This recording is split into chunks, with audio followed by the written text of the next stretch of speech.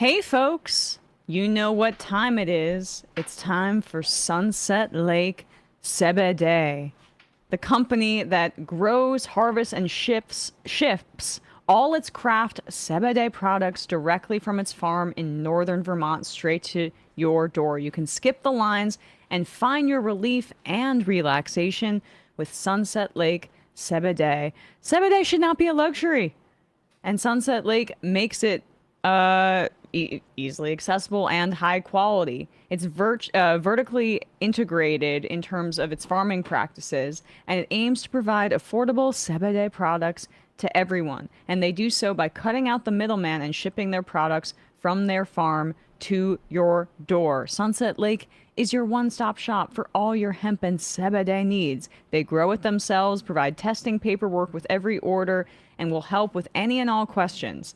You can get a lot of crappy CBD on, like, at bodegas that advertises itself in a very sketchy manner, and it doesn't always say what it says on the label, but you don't have Venice to. Beach, I found out. Yeah, not great. Sunset Lake is not that shady kind of place. They show their farming practices. They are transparent about it, and they take pride in its best in business customer service. So if you have an issue, they want to know so that they can make it right, and they're not going to use AI or bots to steer you in circles. They have products for everybody. I use a variety of different ones. I've got the Relaxo gummies over there. I'll pop one of those before I take the subway or walk home. I've got 2 different CBD lotions right here on my desk. I should probably just take the one that's scented home because it's a hazard for Sam. But I've got the unscented as well, which Bioweapon. is exactly. I love it, but Sam can't handle it. They have gummies and tinctures to help with sleep. It helps me fall asleep, which is sometimes difficult for me. They've also got topicals for relieving sore muscles and rehydrating dry skin, and of course, the smokables. If your order is over $75, Sunset Lake CBD can ship your order for free. And when you create an account on Sunset Lake CBD's website, you can start earning rewards points and earn 10% back on all of your purchases.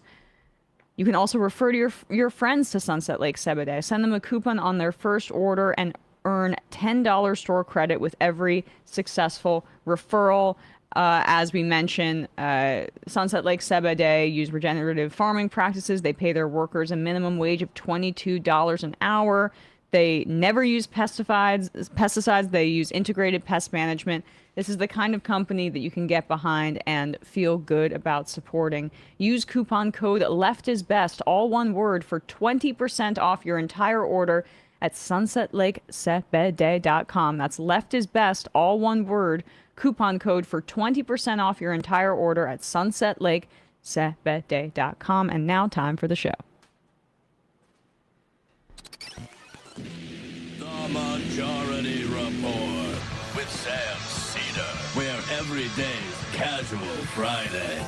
That means Monday is Casual Monday, Tuesday, Casual Tuesday, Wednesday, Casual Hump Day, Thursday, Casual Thurs, that's what we call it, and Friday, Casual Shabbat. The Majority Report with Sam Seder.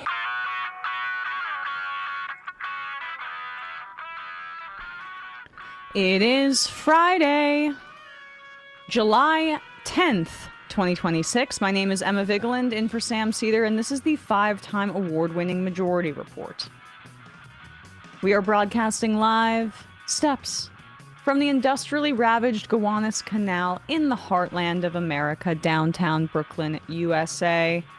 On the program today, Ryan Grimm, journalist, co-host of Breaking Points and co-founder of Dropsite News, will be with us. Also on the program, a medical examiner has ruled Lorenzo Salgado Arroyo's death a homicide after ICE killed him.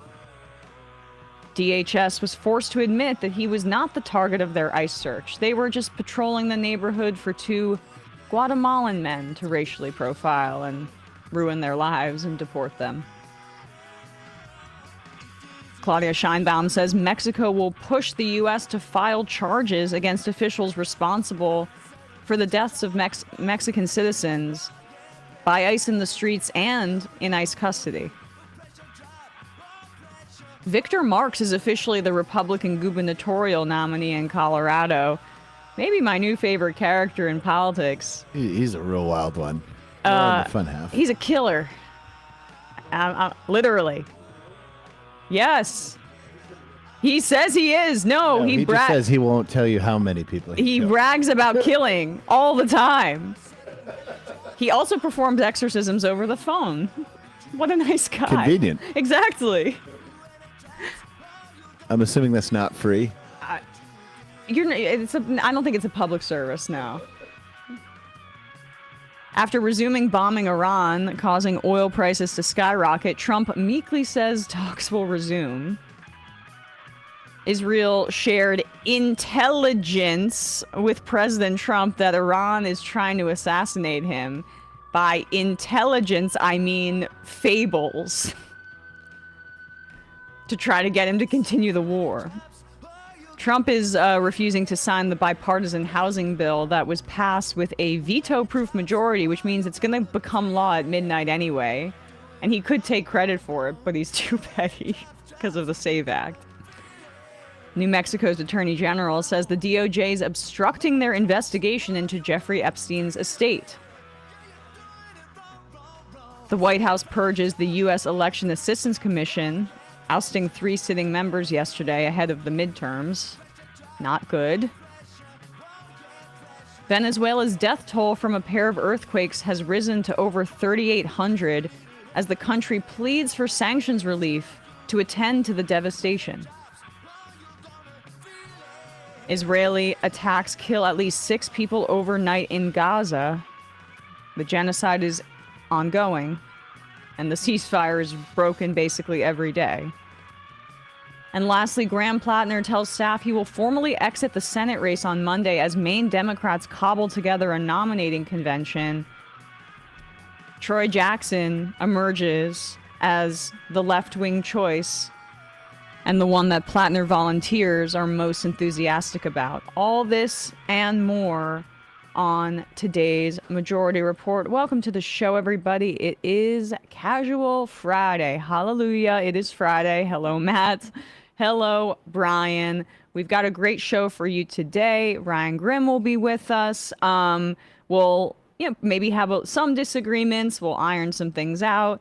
And we'll be talking about the Senate races both in Maine, in Michigan, and more, perhaps in Minnesota, and also the latest on the Iran war. But the Department of Homeland Security has now been forced to admit that Lorenzo Salgado Arroyo, the father of 3, who was killed by a federal immigration agent during a traffic stop in Houston earlier this week, they were just forced to admit that he was not the man that they were looking for.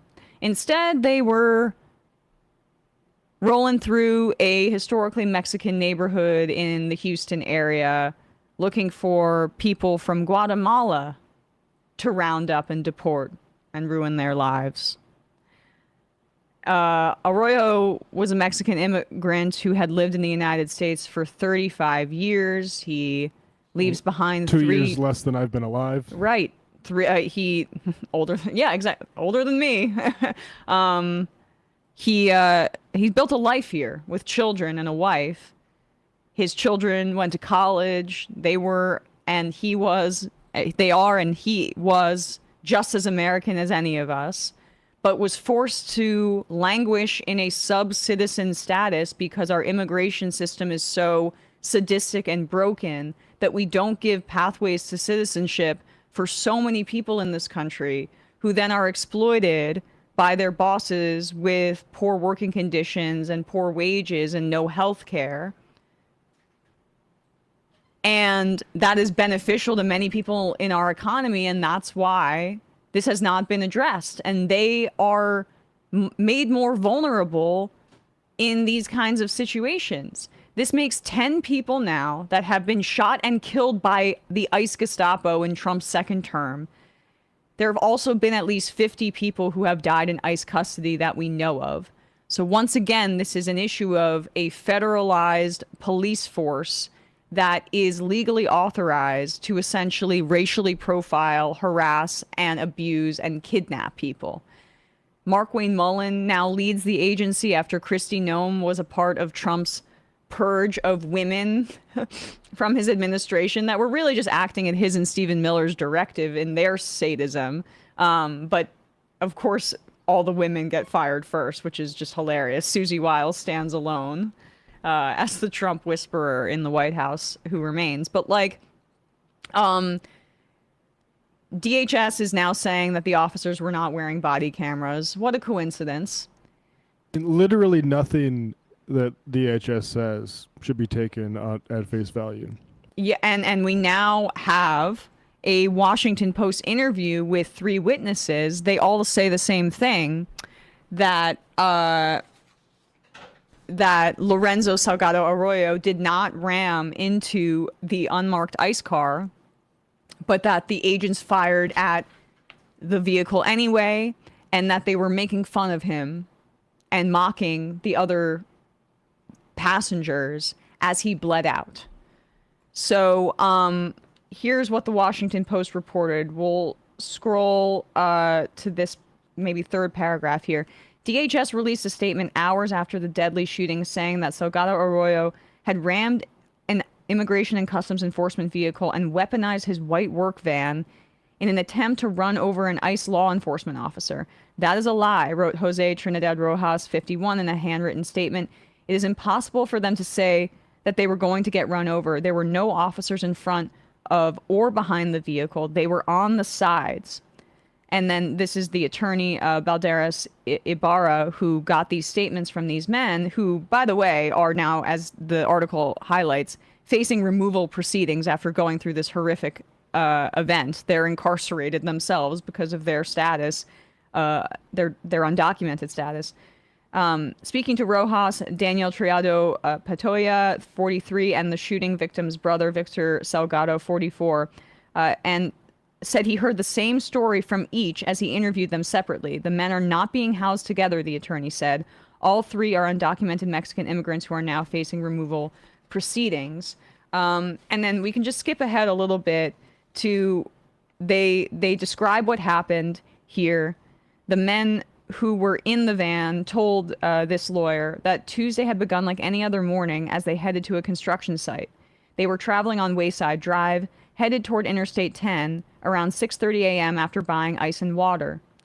They pulled up to a stoplight when an unmarked vehicle came up behind the van and started following them.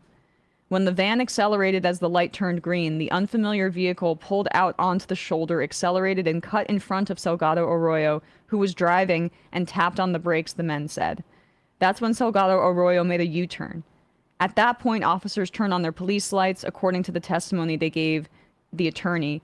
As the vehicle continued onto Canal Street, they proceeded slowly because of heavy construction on the roadway. The men told Balderas Ibarra, again, this is their lawyer, that they were moving at no more than 5 miles per hour on the road. They said ICE rammed their vehicles into the work van, but at no point did Salgado Arroyo use his vehicle to hit law enforcement's cars. Lorenzo thought we had lost them, but suddenly they surrounded us, Rojas wrote by hand on a legal pad viewed by the Post. An officer then jumped out of one of the vehicles, ran toward them from the side, and yelled, "Stop." He started firing from the passenger side of the van, hitting Salgado Arroyo in the abdomen. Victor Salgado, the driver's brother, said he felt the force of the firearm as the agent pointed the gun toward his brother. When he shot my brother, the gun was in front of my face, read Balderas Ibarra from his interview notes of his conversation with Salgado. The brother was sitting in the passenger seat when the agent pulled the trigger.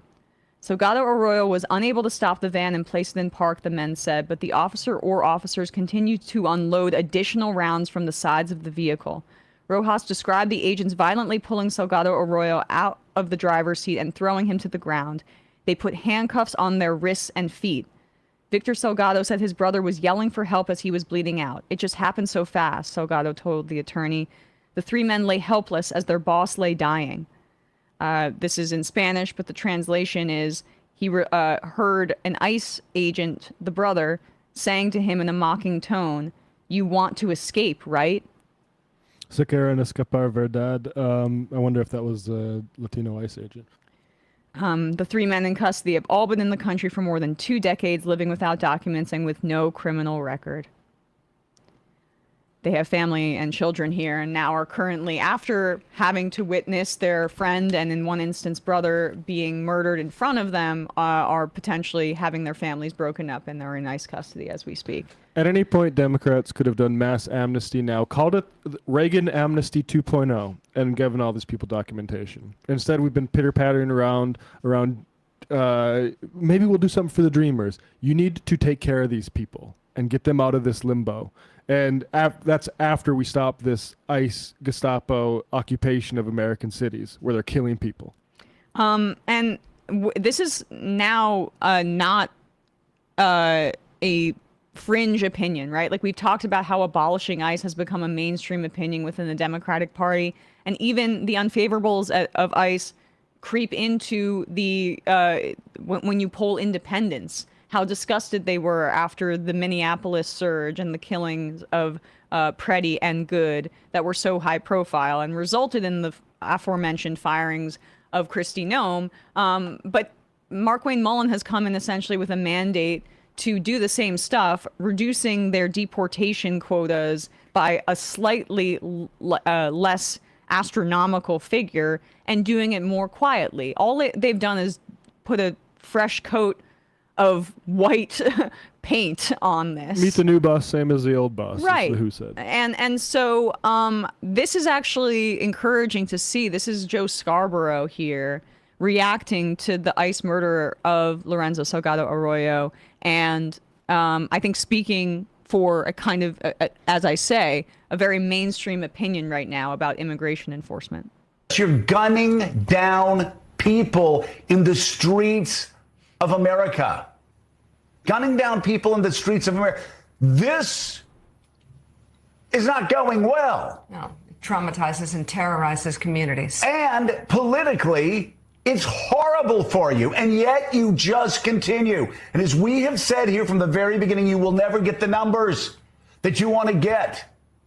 That this is politically not sustainable when you just go out and you put these random numbers out there telling ICE agents you have to go out and you've got to get these numbers or else you're going to get in trouble. You won't be able to keep your job. That's not sustainable because you will never reach those numbers. You need to go to a plan B or a plan C because this ends in tragedy every time. Well, like, what do you mean by don't tread on me? Like, isn't it time to say don't tread on me when Americans and other people who've been here for 30, 35 years are getting gunned down Americans in the streets by federal troops? and if I could just add, for those with who are masks, taking time to usually. understand, if you're a migrant, if you're documented, if you're undocumented, if you're gunned down in the streets of America, it's still wrong and it's still a crime.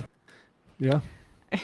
Well, can I just make one quick point about this? About Joe Scarborough being unable to stop talking Not talk over his over. wife and to be such a toxic male. But anyway, keep going. Yeah. The early point he made about the numbers, those numbers aren't just bad because they're implausible and impractical. Yeah. They're bad because they are a white supremacist fever dream about how many people we can deport. This is the Department of Homeland Security posting this image. I forget what the artist is, but America after 100 million deportations. 100 million, that is a Nazi-style number. But even when J.D. Vance, heir to Trump probably, presumptive heir anyway, saying 30 million. This is about deporting even people who are already citizens. This is white supremacist stuff. The 100 million figure, when they use that, they mean every Latino American. Every single Latino, every non-white single person. Exactly. That is those are the figures that they're talking about. The 30 mil or whatever is like basically anybody who isn't a full American citizen, Or who has been naturalized. Or who's been naturalized. It is a stripping citizenship, I believe that number. Exactly, exactly.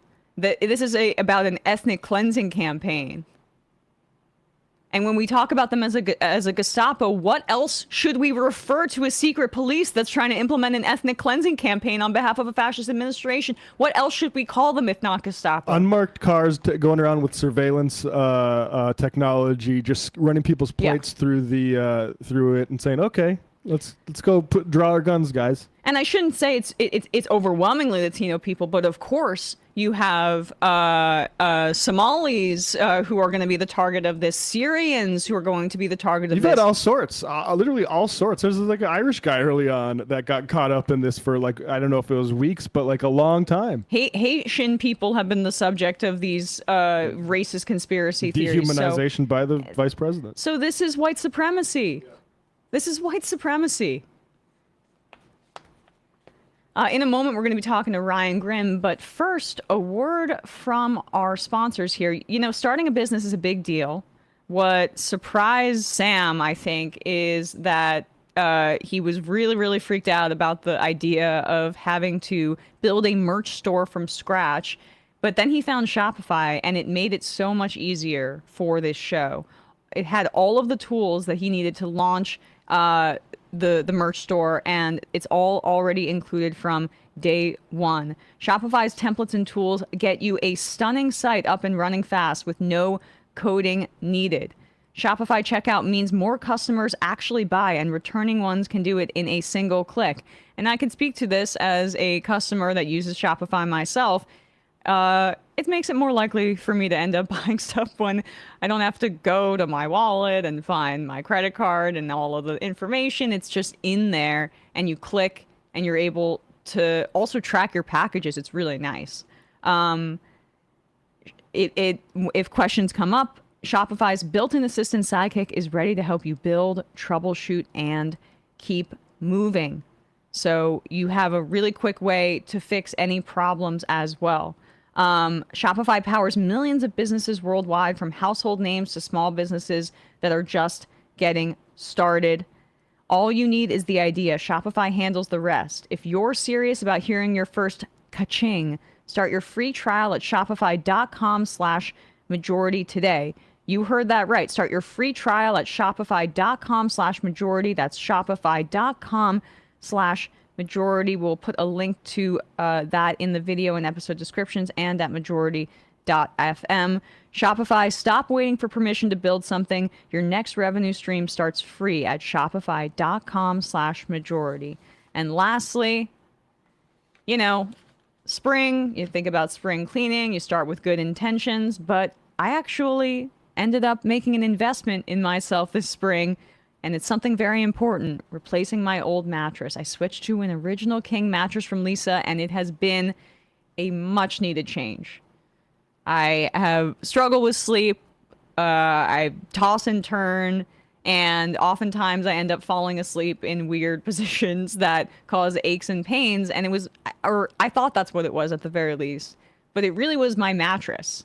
And with my original king from Lisa, my bed now feels like a sleep sanctuary. I fall asleep a little bit faster, I stay asleep a little bit longer, and I wake up feeling rested, which has made doing what I need to do on a day-to-day basis much smoother.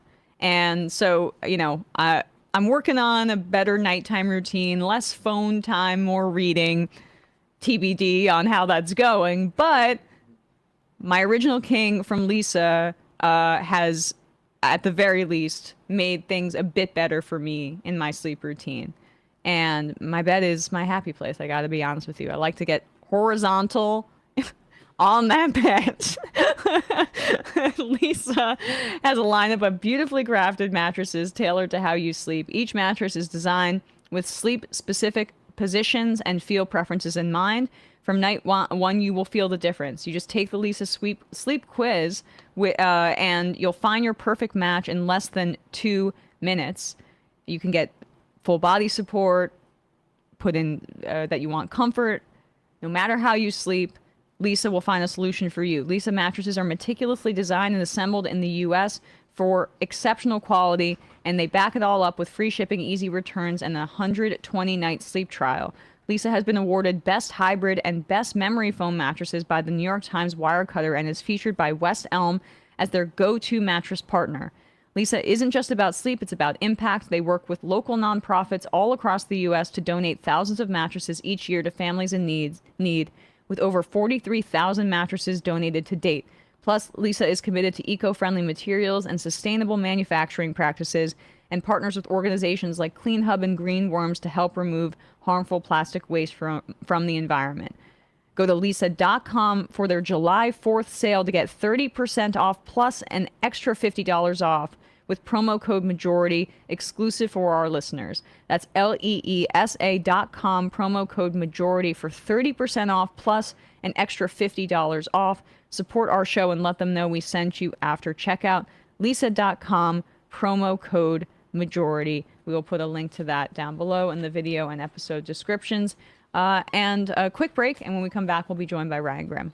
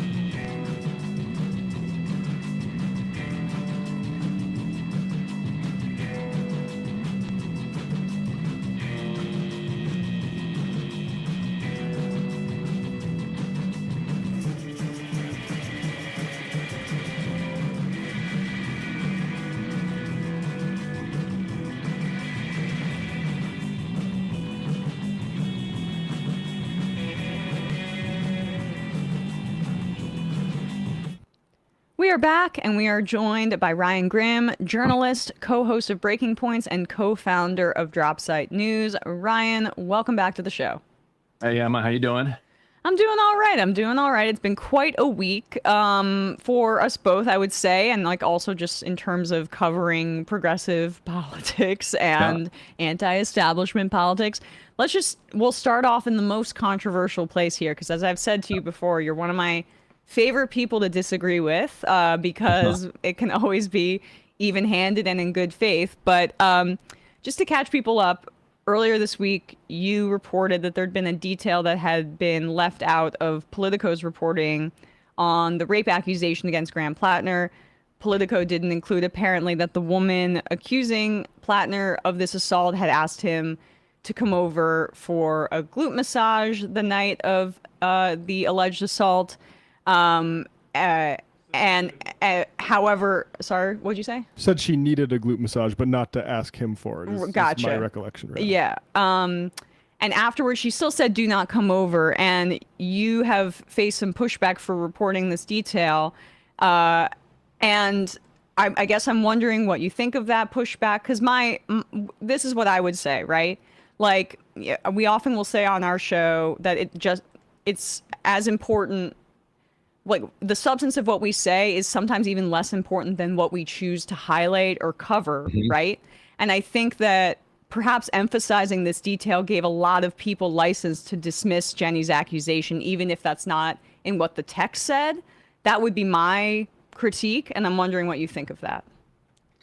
Yeah, I don't think anyone seriously argues with the general idea that if we're going to try a very serious allegation in the court of public opinion, that the information that the media has about that should be public. Like, I think I don't generally think that anybody really disagrees with that. And I think it's important to understand exactly how Politico reported this at the time. So I have it in front of me here. They wrote, that night in late 2021, she said she had exchanged text messages with him and told him not to come over. saying she wasn't in the mood for company. Later that evening, she said she realized when she heard a sound on the stairs that he had let himself into her house. So the way that Politico presents it, they were texting. She says, don't come over. And then there's effectively a break-in. Like, that's kind of the impression that you're left with here. The door is unlocked, but like, if you don't have permission to come in the house, like, you can't just come in an unlocked house. It's not how it works.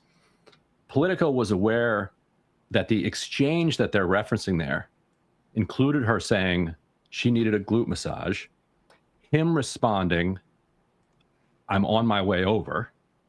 And then she responds, I'm not, don't come, I'm not in the mood for company. We don't know whether or not he got that message or he was just, drunkenly driving over to her house. There are a lot of people who absolutely do not care about that detail and don't think it's relevant and are okay with it not being included. There are also many, many people who think that that detail is relevant for his state of mind, and particularly whether or not the implication of a break-in is accurate, which then shapes some of the rest of it. And what I would say to the people who don't think it's relevant, I would include fine. myself in that camp. So yeah, right, absolutely, yeah. You don't think it's relevant? That's totally fine. We live in a democracy where the entire public is involved in the deliberation of these questions, and so there are many people who do think it's relevant. Like, is it relevant that he was drunk? Like, but the disqualifying piece is the rape accusation, not the break-in, right? So I guess perhaps this absolves him of the break-in, but wouldn't her saying still, protesting and saying that it was not consensual? Absolutely. Obviously, if she said, and I thought this was more obvious apparently than it is, right? If you say, I need a massage, let's say you say, come over and give me a massage, and he tries to turn the massage into something more than that, and she says no, and he pushes past it, it's obviously still rape. Like, there's zero question about that.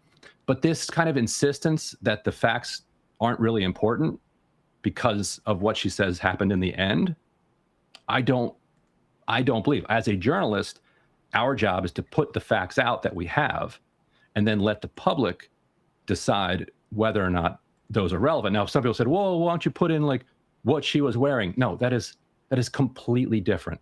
Like, we are talking about two people who had been dating on and off for 2 years at this point. The nature of the text message exchanges that they had that led him to come over is relevant to some people. Doesn't have to be relevant to everybody to be included, just some people. And I really don't actually think this is a controversial point. I understand why it's so sensitive. Particularly, we live in a world where in a country where sexual assault is just rampant. So many people reading this story have themselves experienced sexual assault and are experiencing it both through the political lens, but also then through the prism of their own experience. So I understand why it's this sensitive for so many people. At the same time, the idea that Politico can have this information and decide on their own not to include it because they're worried about, let's be honest about why they didn't include it. They're worried about what some readers might take from it. That's not Politico's place. That's my. I mean, so then it's a media critique. Is right? Clearly. Well, then, yeah. but then if it is a media critique, then what is the intention of that critique in this moment? Like, do you see how it could serve a secondary, if not purpose, that actually might be outsized, where it causes a large section of less media literate people to disparage this accuser and not take it seriously just because they're not going to maybe look into the details and they're going to take away from it that the reporting was faulty because you have this critique that is much more narrow than what the takeaway is going to be. I mean, that's the responsibility piece. I've actually said repeatedly that the fact that Jenny was willing to share this detail with the Washington Post, I believe with CNN, which didn't include it, and with Politico, Washington Post did include it, to their great credit. Nobody read their story because they took more time with it, apparently. The fact that Jenny included this detail, to me, strengthens the credibility of her version of events. Like, it shows a level of confidence in her rendition to share all of it. For Politico then to decide on its own, I don't think people can handle this, because that's not what we're going for in this article, is just wrong. And like, I understand that like people are going to be like livid at me for like putting the reporting out there, but like it's not up to, and also we shouldn't, just because people are going to be livid at us, like that's not a reason to like not report something. No, I'm in agreement with you there. I think, it's just a question, perhaps of timing and, a question of like, where do you place reporting in narrative construction? Like, is timing and emphasis as important as the granular nature of the details? Like, I think it is. My view is completely different than how the world operates when it comes to these questions. Like, I think the public should take more time than it does with these allegations. Like, to have an article come out and then within basically an hour of that article coming out, the decision to have been rendered, I think doesn't do justice to anybody. So but that's not the world we have. Like, the world we have is article, wow, this is awful. Done. Like, this is over. I don't want to hear anything else about it. And if you tell me anything else about it, you are justifying what happened. I just don't believe that. I don't think that's how like knowledge creation should exist. I don't think that's how public trials of people should unfold. I am in the deep minority on the left on this. I understand. Right. I'm in the deep, loud minority on this. I think among the public in general, the two scenarios are different. One scenario being they exchanged text message. She said, "Don't come over." He came over anyway. Is different than two people had been dating for 2 years, exchanged messages about a glute massage. "Oh, I'm coming over. Actually, I don't want company. Don't come over." Like, those are different scenarios, and the public has a right to the actual scenario. Yes. And then most of them will look, I think, at that actual scenario and say, he's still guilty, and I still want him gone. So that's the other thing that's so striking to me about this. But was that the takeaway from your audience, or did they take away more that it was a hit piece? Well, I think a lot of people believe that this was a you say it strengthens her claim, but I haven't seen that be the reaction to what the reporting is. It seems like people are taking that as a way to dismiss it. No, what you're seeing is that, like, within a minute of the article being published, long before I did my own reporting, a huge portion of the public thought that this was a political hit job. Like, period. Like, a huge portion, particularly in DC, said, this is damning, he needs to go. A huge number of people do not have trust in our institutions and believed that this was an engineered, orchestrated hit job. That's what you're seeing. And so for those people, they may also pick up on what we reported and circulate that. But that is an authentic kind of reaction that a lot of people have had, but it hasn't been. And in Maine, yes. And in Maine, it's not represented at all in the media. But that doesn't mean it doesn't exist. Yeah, and I think we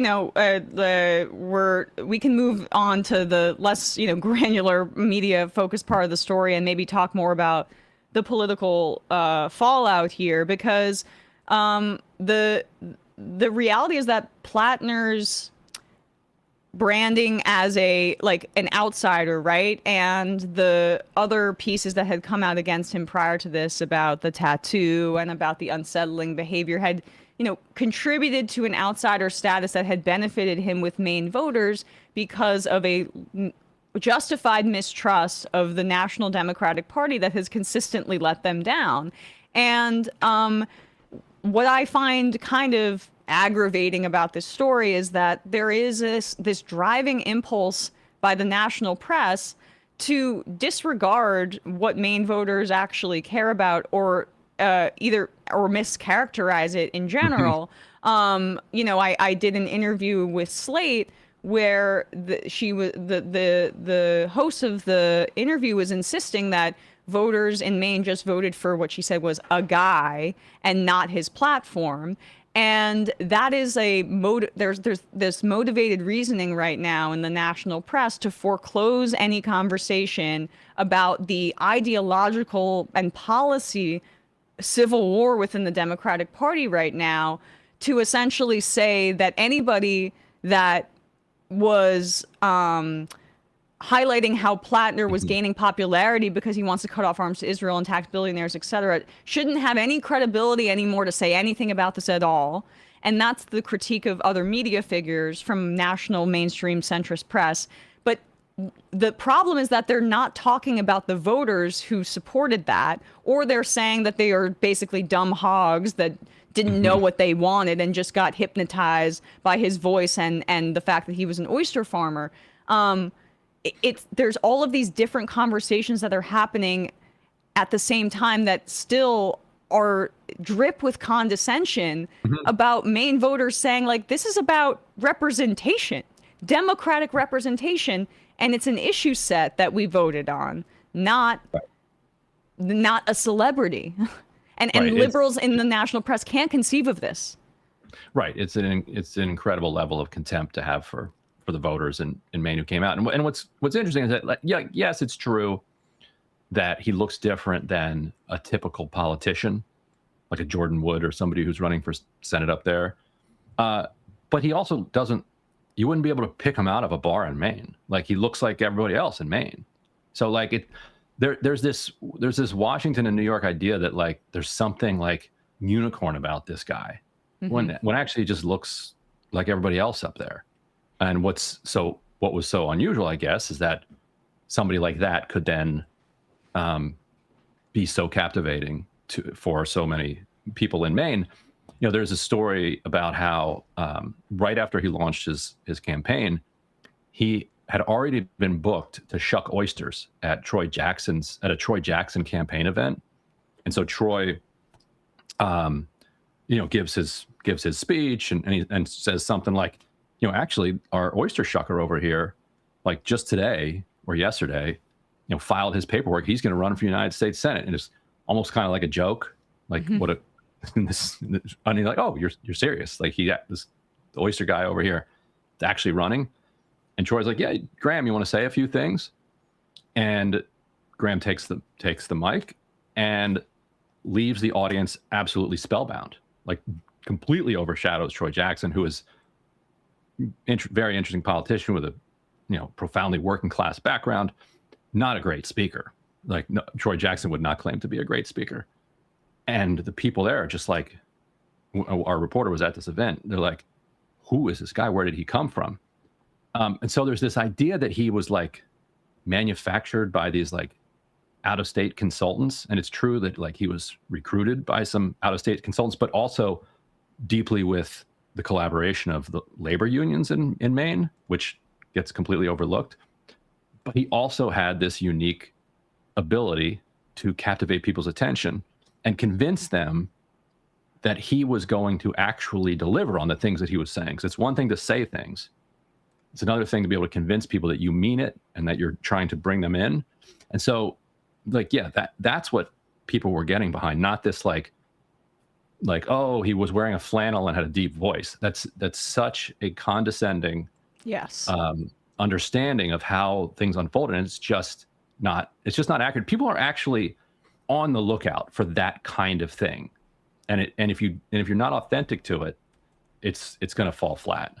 Yeah, and that's the same condescension that caused them to continuously put up losing candidates against Susan Collins every time, including Schumer and Gillibrand clearing the field for a nearly 80-year-old centrist who could not generate any enthusiasm. And so, like, when we're looking at right now what happens next in Maine, this is obviously a very messy situation, not ideal. But by July 27th, there's going to be 600 delegates that are selected at this nominating convention. And they're going to be selecting a candidate that best represents, hopefully, Graham Plattner's platform, not his personal character, but what he stood for and what Maine voters said would best represent their interests. So you mentioned Troy Jackson here, and I want to play his launch video, his campaign ad for Senate, because he's a really interesting candidate. But also in just returning to Jenny Rasico and her accusations against Plattner, part of why she says she hesitated to come out and tell her story about her sexual assault was because she agreed with him politically and didn't want them to hurt his candidacy. So it's not just about honoring Maine voters, in my view, and what they wanted from Graham's platform in selecting a candidate that is as representative of those interests as possible, but it's also honoring her sacrifice of coming out and saying her story publicly when she knew that it would be damaging, but she felt that she needed to say it. It's just another way to think about it here as well. But here is Troy Jackson's Senate campaign launch, and I'm wondering, Ryan, if you could weigh in after we watch this about what kind of candidate he is and how the Plattner campaign infrastructure is trying to coalesce around him. Hey everyone, it's Troy Jackson. Right now, there's a powerful movement of working class people in the state of Maine, and we're sick and tired of getting screwed and struggling to get by while greedy corporations get more and more. To all of you that have put your work, your dedication, and your hope into this movement, I know you're hurting. I know it because I understand that. And I want you to know that your efforts aren't for nothing. Your voice matters. Your time matters. You matter. Together, we can fix what's broken in Washington. We can pass Medicare for all. We can take on corporate power and the politicians in their pocket. We can take our country back. We can create the future Mainers and Americans deserve. I've been fighting this fight for 30 years, and I'm sure as hell not backing down now. I'm a Mainer, a dad, a fifth-generation logger from Allagash. I'm a progressive.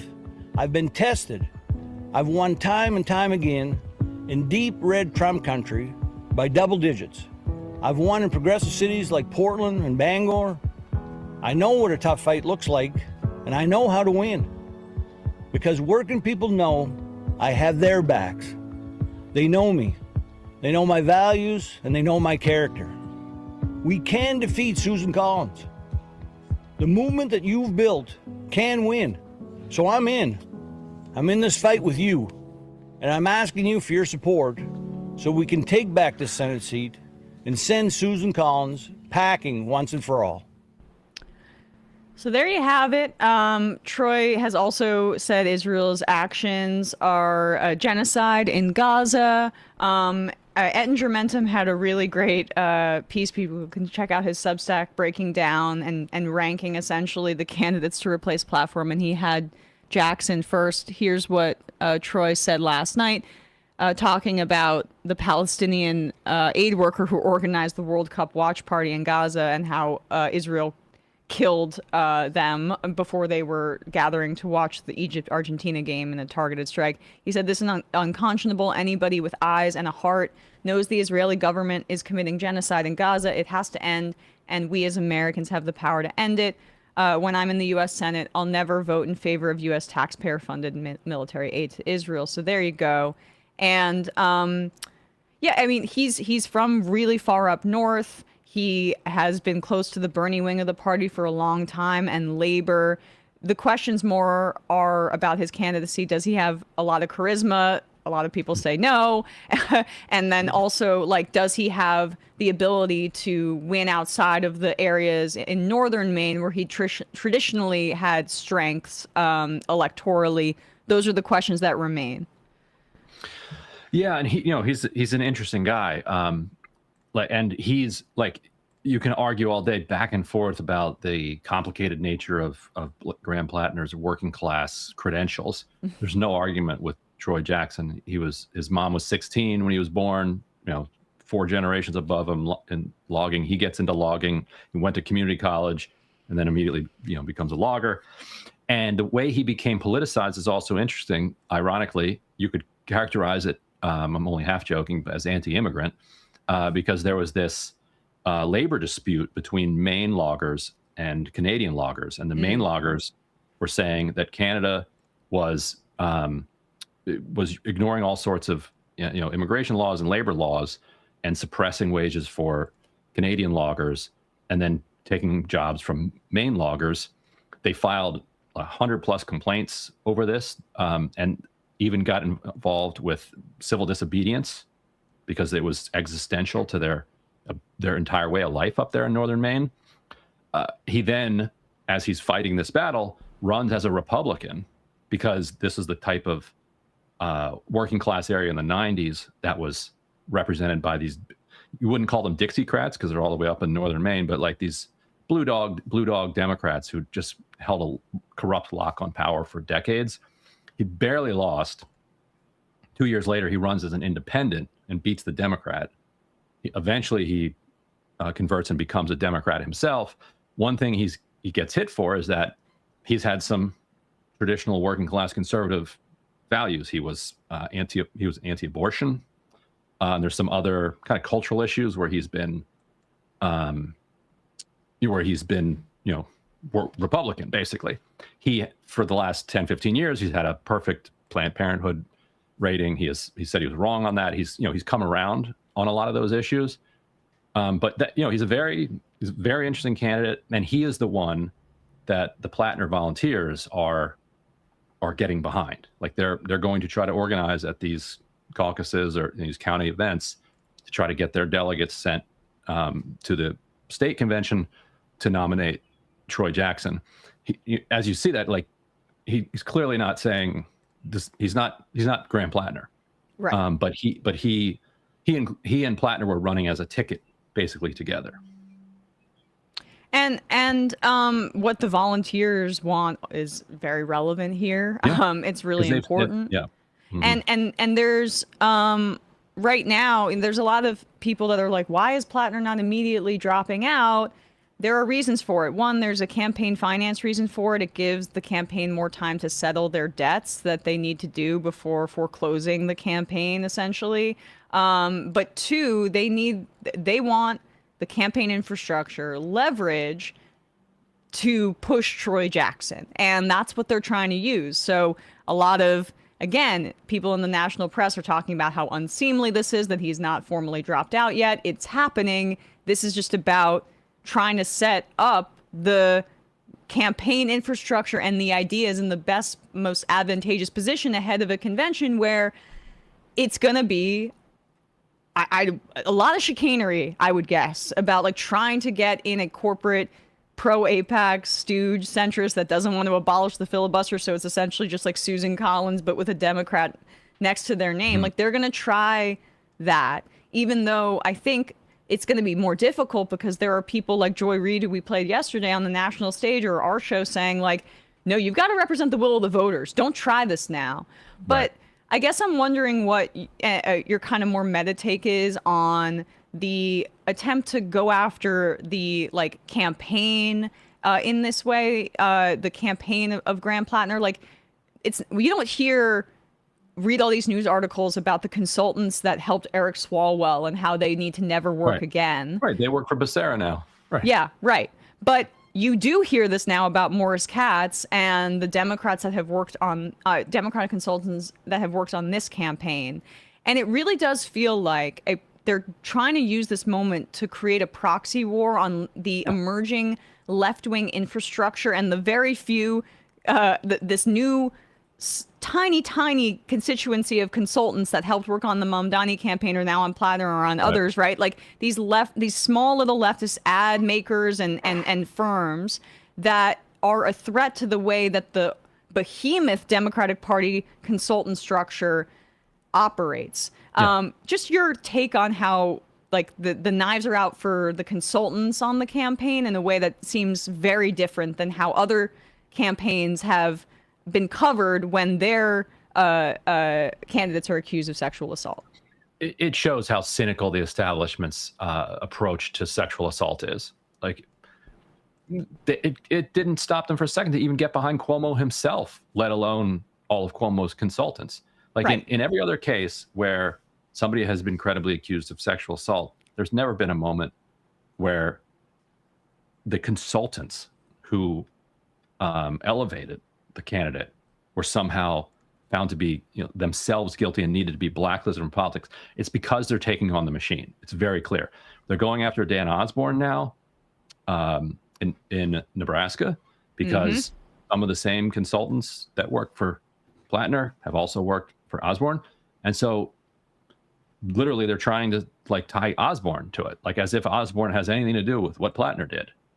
Abdul Al-Sayed too. Abdul Al-Sayed, Neera Tanden saying, he could be next. Yeah. Now, like she has some convoluted explanation for what she meant by that. That isn't that she's suggesting that he's a predator and a rapist, but it like makes no sense. They want to purge like the party of the people that are beating them in elections, and they want to do it in as undemocratic a way as they possibly can, just to say you're out, we're purging you, you're gone. Yeah, that's what Democratic voters said after 2024. We want more smoke-filled rooms. Right. Right. We want more smoke. We want less internal democracy and more smoke-filled rooms. And yeah, it's really reminiscent to me of the way, the Labor Corbyn playbook. Like they are seeing that the left is having success within the party. And I don't think it's a coincidence that there was reporting in late 2024 after Labor won those elections and now has completely collapsed, by the way, that they were talking to the Kamala Harris campaign about strategy. Like, I would not be shocked if the Democratic Party infrastructure is talking to these same firms and using a playbook to try to, remove the emerging left-wing insurgency from the party by hook or by crook. And this Plattner, fiasco is a really convenient way for them to do that after DSA was racking up wins all of June. Right. And right. And August is, July has Kai Newkirk, who is now facing these like completely unspecified allegations that apparently stem from this 2019 article that's been retracted. And so he's up July 21st in Arizona against a new business-friendly Democrat. And then you've got the August primaries in Missouri with, you got Cory Bush. You've got a whole bunch in Michigan, El-Sayed, but also, several, Will Lawrence, Bloomquist, Donovan McKinney, all running insurgent campaigns in Michigan.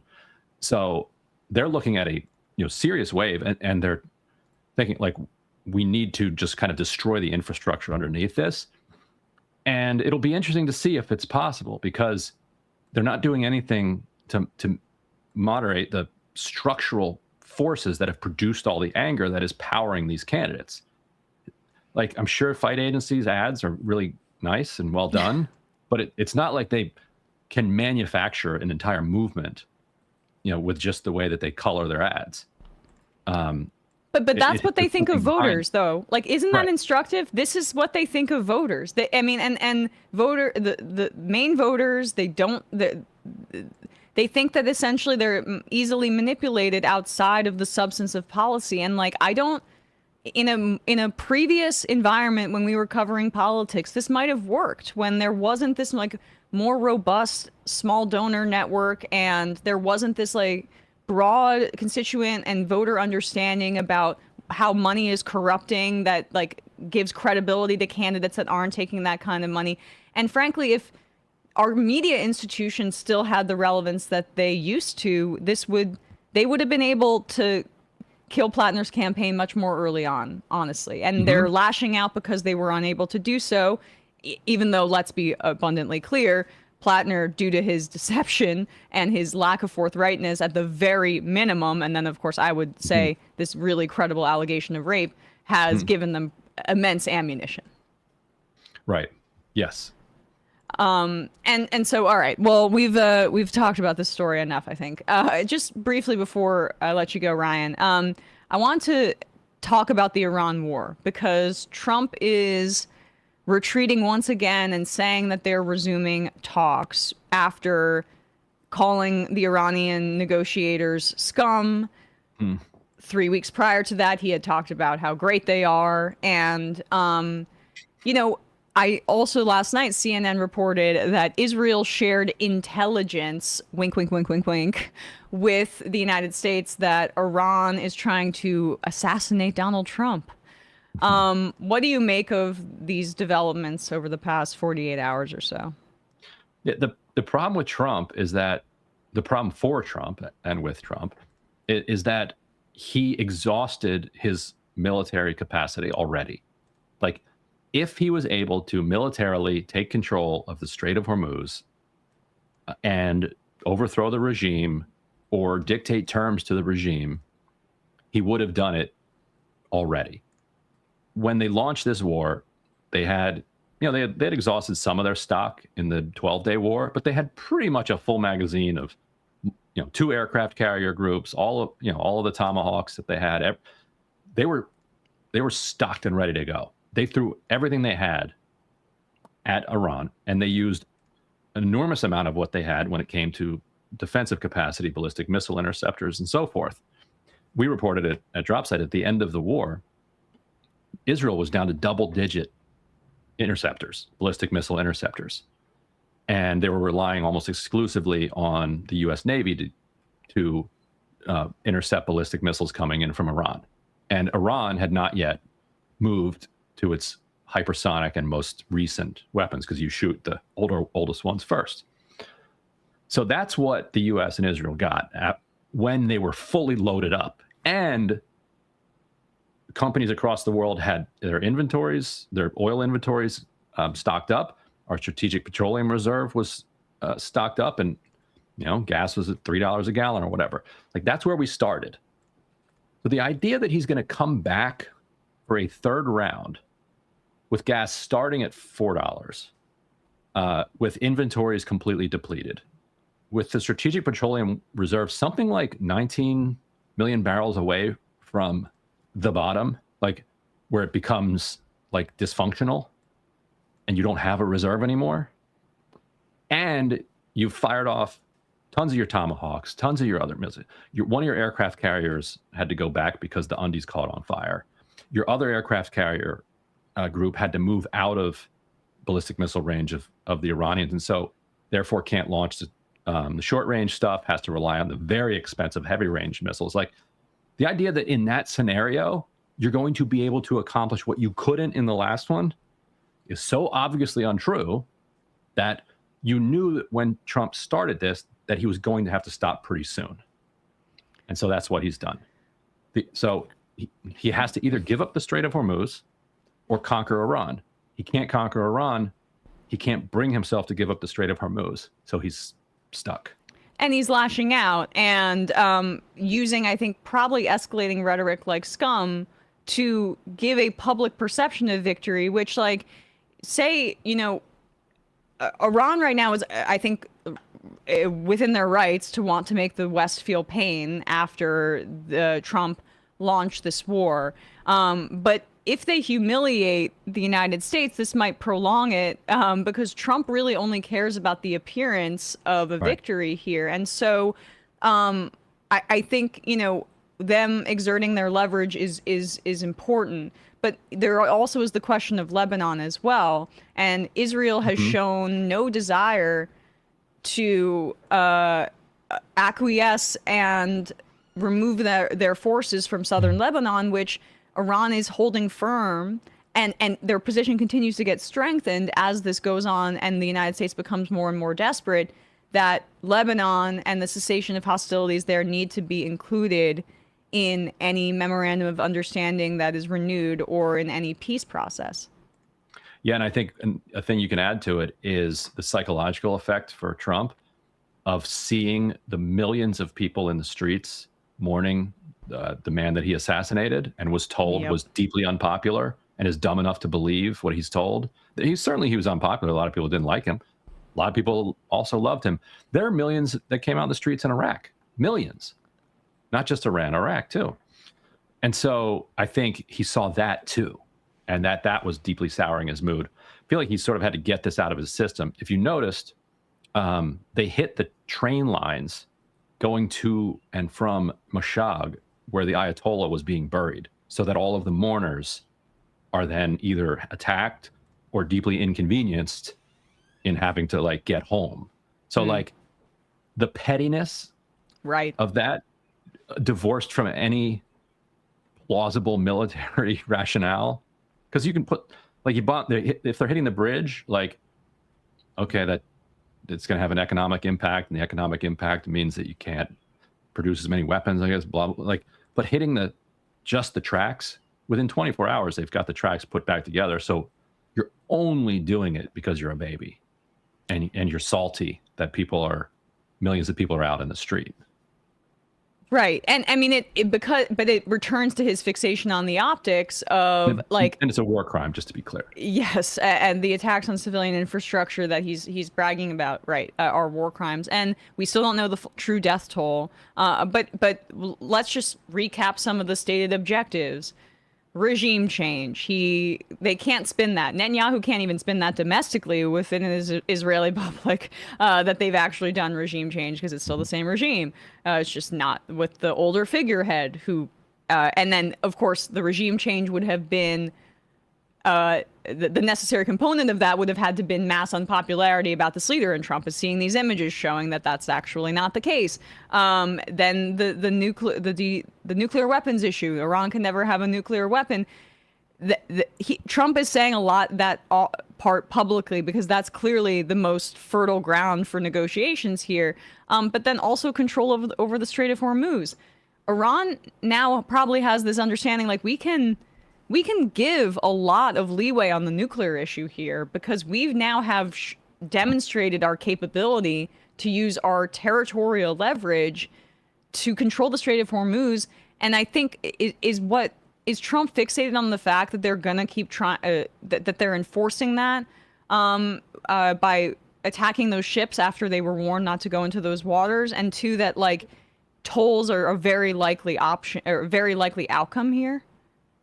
Yeah, if Iran will probably wait to transition the tolls in, but what they're trying to do now is establish just institutionally the structures by which the ships transit. So say like, you got to go through our Strait Authority, whether you're going through Oman or whether you're going through, the south, or whether you're going to the north. We're going to work with Oman. Nobody's going through with their transponders off, not going through the system. It's free now, but you have to register with us.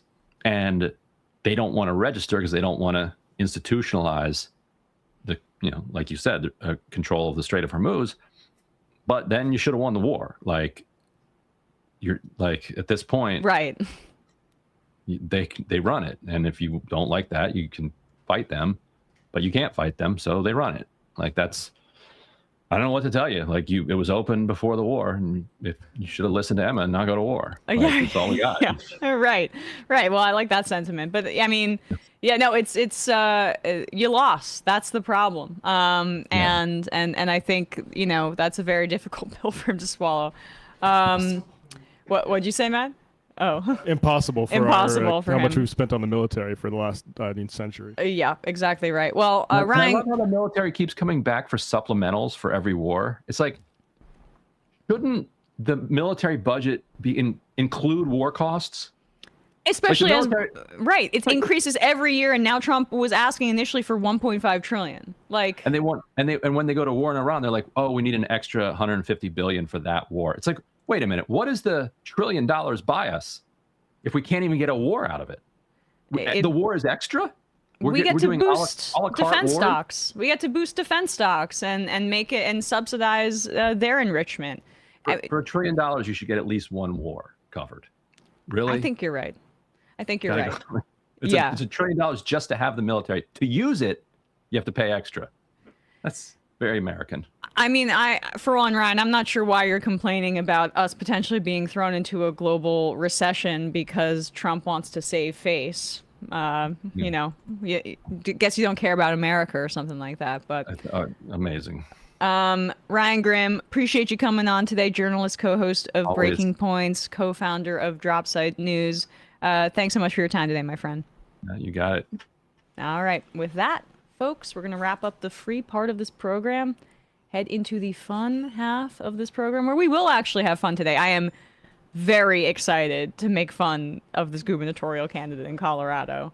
That's got me in a good mood. Matt, what's happening on Left Reckoning with the Jacobin Show? Jacobin Show actually at 3 o'clock, so I will actually I probably have to leave here a little bit after 2. But we have a live Jacobin Show for the first time ever. Griscom and I are going to be live on the Jacobin Mag YouTube channel, so go subscribe to that.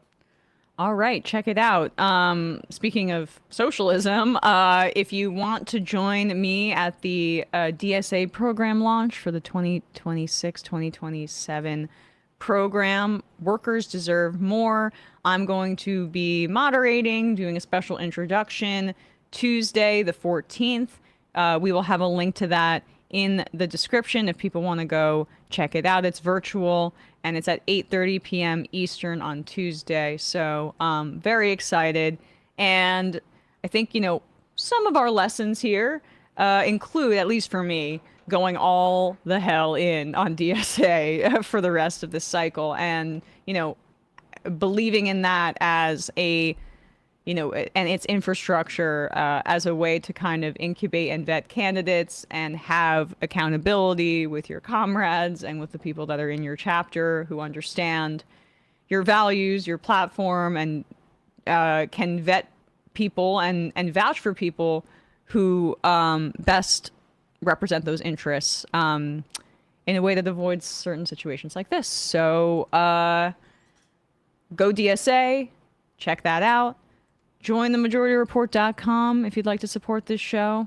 Helps us stay resilient when we're on these third-party platforms. Anything else, folks? Or should I plug anything? Am I forgetting anything? JustCoffee.coop. Fair Trade Coffee. And one other thing that I forget. I could just look this up before the show, but I forget every single time. All right, guys. See you in the fun half. Okay, Emma, please. Well, I feel that my voice is sorely lacking on the Majority Report. Wait, look, Sam is unpopular. I do deserve a vacation at Disney World. So, ladies and gentlemen, it is my pleasure to welcome Emma to the show. It is Thursday. I think you need to take over for Sam. Yes, please. No. I'm gonna pause you right there. Wait, what? You can't encourage Emma to live like this. And I'll tell you why. So was offered a tour, sushi, and poker with the boys. Tour, sushi, and poker with the boys. So was offered a tour, sushi, and poker with the boys. What? Tour, sushi, and poker. Tim's upset. Tour, sushi, and poker with the boys. So was offered a tour, sushi, and that's what we call the biz. Tour, sushi, and poker with the boys. Right. Tour, sushi, and poker. We're gonna get demonetized. I just think that what you did to Tim Pool was mean. Free speech. That's not what we're about here. Look at how sad he's become now. You shouldn't even talk about it. I think you're responsible. I probably am in a certain way, but let's get to the meltdown here. Sushi and poker with the boys. Oh my God. Wow. Sushi. I'm sorry, I'm losing my fucking mind. So was offered a tour. Sushi and poker with the boys. Logic. Tour. Sushi and poker with the boys. Boy. Tour. I think I'm like a little kid. I think I'm like a little kid. I think I'm like a kid. Tour. I think I'm like a little kid. I think I'm like a little kid. Had this debate 7,000 times. A little kid. I think I'm like a little kid. I think I'm like a kid. Tour. I'm losing my fucking mind. Some people just don't understand. So I'm not trying to be a dick right now, but I absolutely think the U.S. should be providing me with a wife and kids. That's not what we're talking about here. Okay, all right. It's not a fun job. Tour. That's a real thing. That's a real thing. Real thing. Willy Wonka. Tour. That's a real thing. That's a real thing. Real thing. Offered a tour. That's a real thing. That's a real thing. Real thing. That's a real thing. That's a real thing. Real thing. Offered a tour. Ladies and gentlemen, Joe Rogan has done it again. Offered a tour. That's a real thing. That's Poker with the boys. I think he might be blowing it out of proportion. real thing. That's poker with the boys. Offered a tour. That's a real thing. That's poker. Let's go, Joey. Tour. Sushi and poker with the boys. Take it easy, Dan. Tour. Sushi and poker. Things have really gotten out of hand. Sushi and poker with the boys. Delusional. Tour. Deluded. Sushi. You don't have a clue as to what's does, like the weight of the world on his shoulders. Sam doesn't want to do this show anymore. It was so much easier when the Majority Report was just you. You were happy. Let's change the subject. Rangers and Knicks are doing great. Now shut up. You don't want people saying reckless things on your program. That's one of the most difficult parts about this show. This is the pro-killing podcast. I'm thinking maybe it's time we bury the hatchet. Left is best. Trump Violet tour. Don't be foolish and don't fucking tweet at me and don't bitch. The way Emma has cucked all of these people, love it. That's where my heart is, so I wrote my honors thesis about it. Oh, Sorry, she wrote an honest thesis. I guess I should hand the main mic to you now. You want to go right off the on foreign policy. We already fund Israel, dude. Are you against that? That's a tougher question I have an answer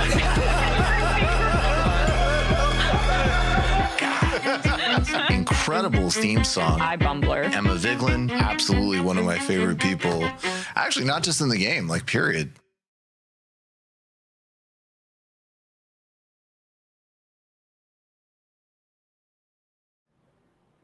We are back, folks. It's the Majority Report. Fun half. Time for some fun. Lowercase a, love this show. Me and Lib buddies are arguing over your show as it happens. Right now, great. We're arguing about Emma's point about voters. My buddy thinks voters are all easily hypnotized hogs and points to Trump winning twice, Biden winning, and Reagan winning 49 states. I mean, that's a useful comparison because the truth is, like, when Reagan won that, the country was much more hoggish. Trump won the second time because the Democrats were in the middle of conducting a genocide and downplaying cost of living crisis. Trump won the first time because after the American dream blew up in 2008 and the Obama administration did nothing but bail out the bankers, they put up a woman who wouldn't want to clarify the secret speeches she gave to one of the proper banks.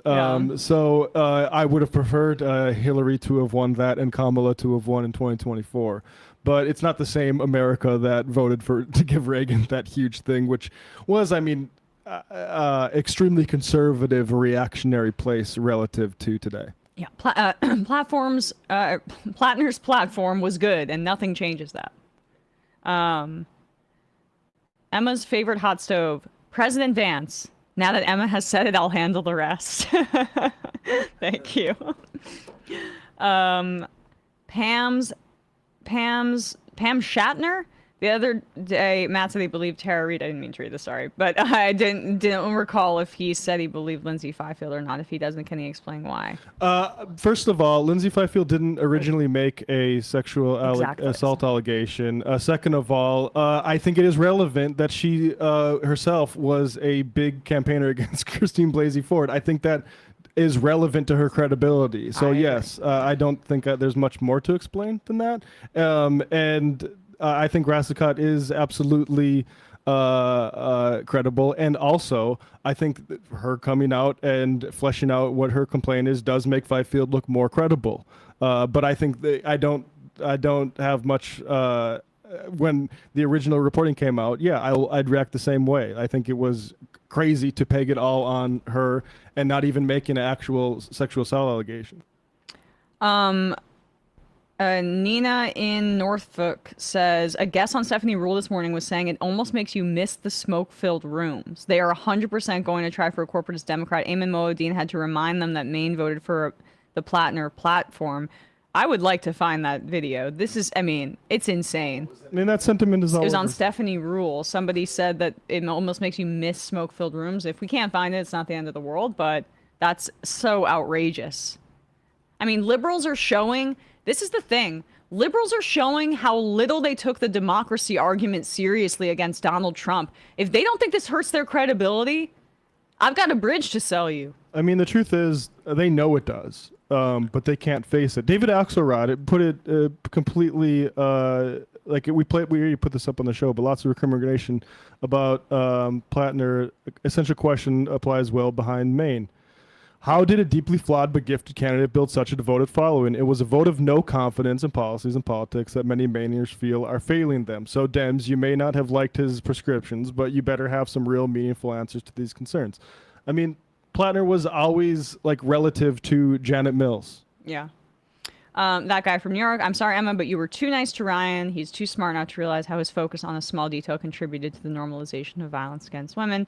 I'm sorry you felt I was too nice. I tried to push back in a way that was constructive. Ostentatious says, as a woman, I thought Ryan Grimm was giving a media critique. I think there are huge holes in the Politico article and how they went about verifying information. I still feel it's a credible accusation. I believe Graham Plattner's accuser. The Jake Tapper interview also missed obvious follow-up questions.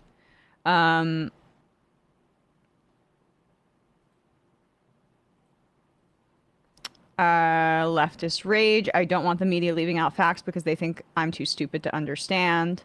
That's, I think, Ryan's point. Galactic Nurse Boogs, Team Emma on this one. Timing is everything. Also, people already thought it was a hit piece. Why would you feel contribute to this? The man needs to go. There were already so many excuses made for Plattner. Sure, the detail needed to come out, but not to corroborate crappy blue and non-conspiracy theories. Leftist rage. I strongly believe all the information is relevant regardless of if it changes the outcome. So we're seeing a wide range of reactions here. I mean, part of this is just the long-standing issue we have where violence against women isn't treated by the actual justice system. Like, this is not due process. The press. It's not to say that they're not valid or important. Of course it is. Just like it is with Swalwell, just like it is whenever any person with public office gets outed as a predator. But it's not a replacement for an actual justice system that brings rapists to justice, which we are very far away from in this country. Hopeful one said, it is relevant. I know Emma will hate me. Yeah. I'm going to be stewing on that, I am, for the rest of my life. Of course not. I don't know if your critique is that it's completely irrelevant and more that just like how it should be framed and reported in a very sensitive time where people are going to run with it as if it's exculpatory when there's no explaining. Like not seeing the "don't come over" text is a pretty slim read, and I think even Grimm said most people view that as like extreme poor behavior ahead of a sexual assault. Chris Burdick, I get so mad when I see people attacking you guys on social media. I say, look, I'm not going to stand by and hear you trash the MR crew over a good faith error in judgment. I tell them straight up I have nothing but the utmost respect for Emma Vigeland, Matt Lex, Sam Seder, and Brian, whatever the fuck his last name is. Well, thank you, Chris. Roberts. Take my word for it. Gage from Utah, MR crew crushing it this week. Appreciate that.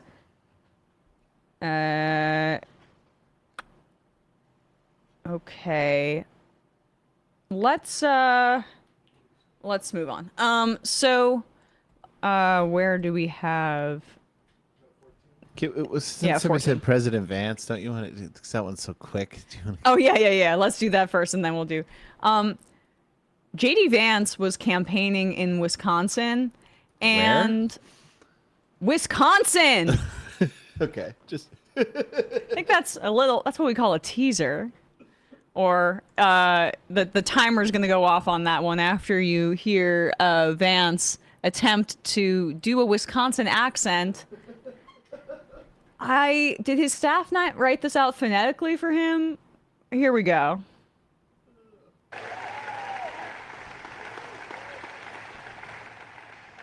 And I got to say, it would be so nice to have a governor in this incredible state, one of the most beautiful states in the union, especially this time of year. I love Wisconsin, or as you guys say, Wisconsin. Love Wisconsin, but we have got to... It's the exact same. But with like a little bit of a louder Shout intonation. in the Right. Wisconsin, as you say, Wisconsin. Yeah, just stress it more. Right. You're supposed to go Wisconsin, right? I don't want to hear any more about Troy Jackson not having charisma. Oh, man. Shut up. I know. This guy won a Senate race and is now vice president. And Troy Jackson might be boring, but this guy has sleaze that drips off of him. I'm going to try to talk to the regular people. Also, we know how you grew up because you spoke about it in very plain language in your book that poor-shamed people in Appalachia and used, basically attacks that had been leveled against, poor black people in the past about pulling themselves up by their bootstraps. You just applied it to the community that you were from. I mean, literally, which is what Charles Murray did when he got finished writing the bell curve. It's like, okay, what about the white people who are poor? It's like, well, they're just not trying hard enough. Right, but I mean, my point is that like he did come from a tough background, and yet it just takes a real kind of sociopath to not even be able to tap into that at all anymore. Like, you are so gone and disconnected from your upbringing that, I mean, the most empty suit I've ever seen in my life. JD Vance, or as you say it, JD Vance! Where is he from again? Ohio? Ohio. Yeah, so he should be able to do the accent. That's what I'm telling you. Yeah, they have that accent, right? Right. I mean, I can do it when we're just doing little, like, Haley Stevens jokes. Just a vaguely upper Midwest accent. It's not that difficult. We all have heard Sarah Palin talk, who is not from Alaska. She was, where is she from, actually, by the way? So she got She's that. not from Alaska? I think, is she from, yeah. I don't know what she's up to these days, by the way. Sarah Palin. Oh yeah, she's from Idaho, or she was born in Idaho. There you go. There you go. Oh, when she was a few months old, they moved to Alaska. Never mind. Well, she still has an accent that sounds straight out of Fargo, so the point still remains. Man, she went to some colleges, did Sarah Palin. I don't know if she attended University of Hawaii, Hilo, attended Hawaii Pacific University, attended North Idaho College, attended Matruska Sestina College, and then finally got a BA from University of Idaho. Wow, so she transferred like 4 times? Like Van Wilder?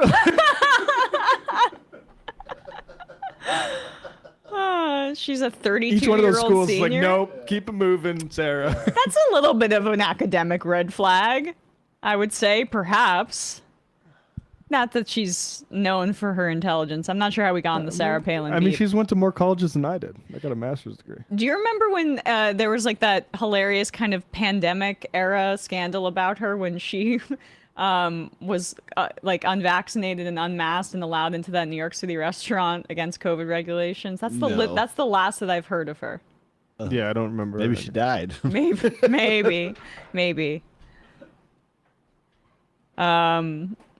All right, let's do this here. So, Victor Marx just won his primary in Colorado's gubernatorial election. It took a little while to count these votes, even though this election was the last. It's a week and it happened a week and a half ago, because he won by less than 3,000 votes against State Senator Barbara Kirkmeyer. And we have some hilarious characters this election cycle. Haley Stevens has topped our list with just giving us so many gifts on a daily basis. She's incredible. She really is. I'm gonna miss her, honestly. I know she's a ghoul, but I love her as an entertaining figure in our politics. Do we have a new front runner with this guy? Let's let the audience. Okay, because this is Victor Marx, and I love that his last name is spelled in the Karl Marx fashion, just to make it as confusing for Republican voters as possible. He is a veteran of the Marines. He self-describes as a, quote, high-risk missionary. Wait, what? It's meaning he's doing missionary work, but in like a badass way. Okay. He runs a nonprofit and he's a pastor. And as pastors do, they are really focused on hunting down predators violently and taking them captive. That's what he brags about. He also does exorcisms over the phone or in person. So he's flexible. It's a hybrid model for the exorcisms. And kids' birthday parties. Yeah.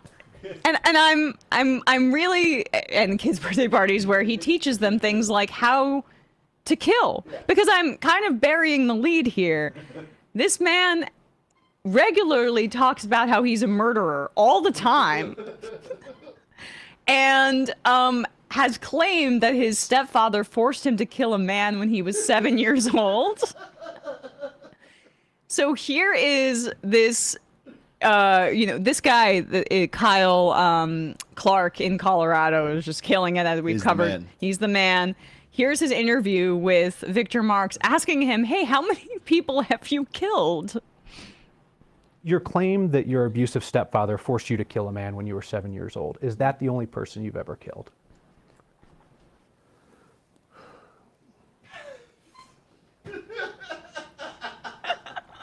What is going on in that head right now? Well, Okay. I would say. I'm sorry, we need to pause it for a sec. Matt, can you just do a little quick math about the length of that pause?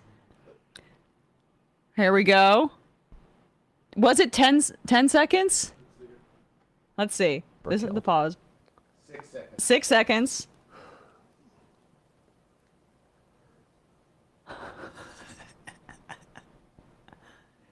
Well, 10 I would say 9 and change. 10.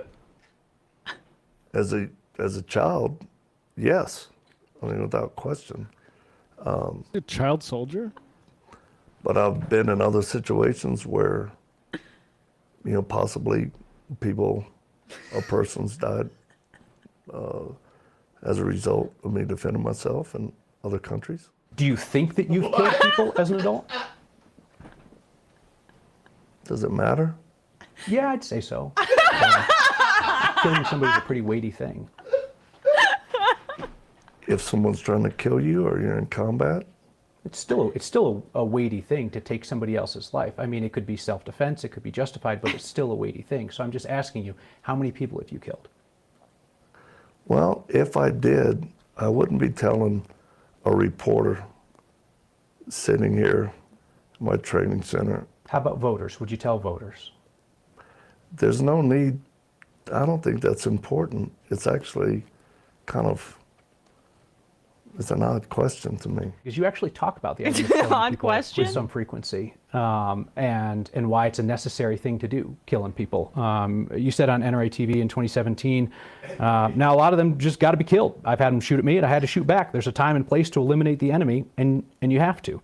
You said on Jeff Lerner's podcast in 2025, some people have to get killed. Some people have to die. But it's an odd question to ask you how many people you've killed. Yes. You claim that you once called in a U.S. military airstrike that killed 70 ISIS fighters. I didn't realize that civilians could essentially facilitate military airstrikes. Could you walk me through how that worked? No. This man's never killed anybody. He's just a complete liar. I mean, I don't know. And I think that's that's better. It's better that he's lying about it. Right. My favorite part is when he asks him essentially, "Do you think do you think you've killed people as an adult? Does it matter?" And Kyle goes, "Yeah." I think it does. I think so. I think it does. Wait, he claimed as a civilian he called in an airstrike on ISIS? Yes, right. That he was able to get the military to bend to his will. I mean, I think he's also seems to have some mystical delusions about his abilities, in the sense that he thinks he can do exorcisms over the phone. So perhaps if he thinks he can do that, he thinks he can text in an ISIS airstrike. I don't know. Snapchat it. What's up, buddies? Go kill these people. There's all these videos of him, I guess, in church, also disarming people with guns. He has a gun fixation. Here he is once again asked about killing, talking at the TPUSA I don't know what faith this is. event or whatever, the podcast, to this individual Whose about shirt says 0% liberal on it. Okay, well, good to know.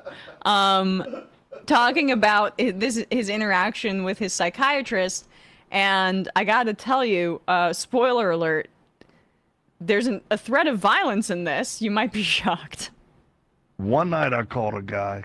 He was my attending psychiatrist, and I was struggling. And it was back in the beeper days. I remember that. Right? And good old days. And you either somebody important or a drug dealer if you were attached to one of those. So This is true. yeah, I full on call this guy. He gets paid. He calls me back. This was the first thing he said, Stephen. He goes, "Do you know what time it is?" I'm like, yeah, it's about midnight. He goes, just come into my office tomorrow. We'll sort this out. And then click. I mean, and I literally was like, wow. Yeah. This is a long prelude, this was but a psychiatrist that shouldn't have been in the field. So I went to the office. I was in his office before him. His nurses and staff, they let me in. When he came in, he was kind of shocked. He's like, "Oh, you're here already." I said, "You told me to." Right. Let's work this out. So he sits down, and the way the office was situated, I'm actually sitting by the door. And he goes, he grabs his little clipboard and goes, "Well, how do you feel this morning?" I said, "Well, doctor, how do you feel?" He goes, "What do you mean?" I said, "How does it feel being in a small quartered room with a man who can kill you?" Ooh. Wow. He stopped. I have your attention now, huh? Yeah. Okay. He just issued a death threat. Yeah. Yes, yes. And he looked at the. I mean, we don't need more of this. I don't think he killed his psychiatrist, but I just want to.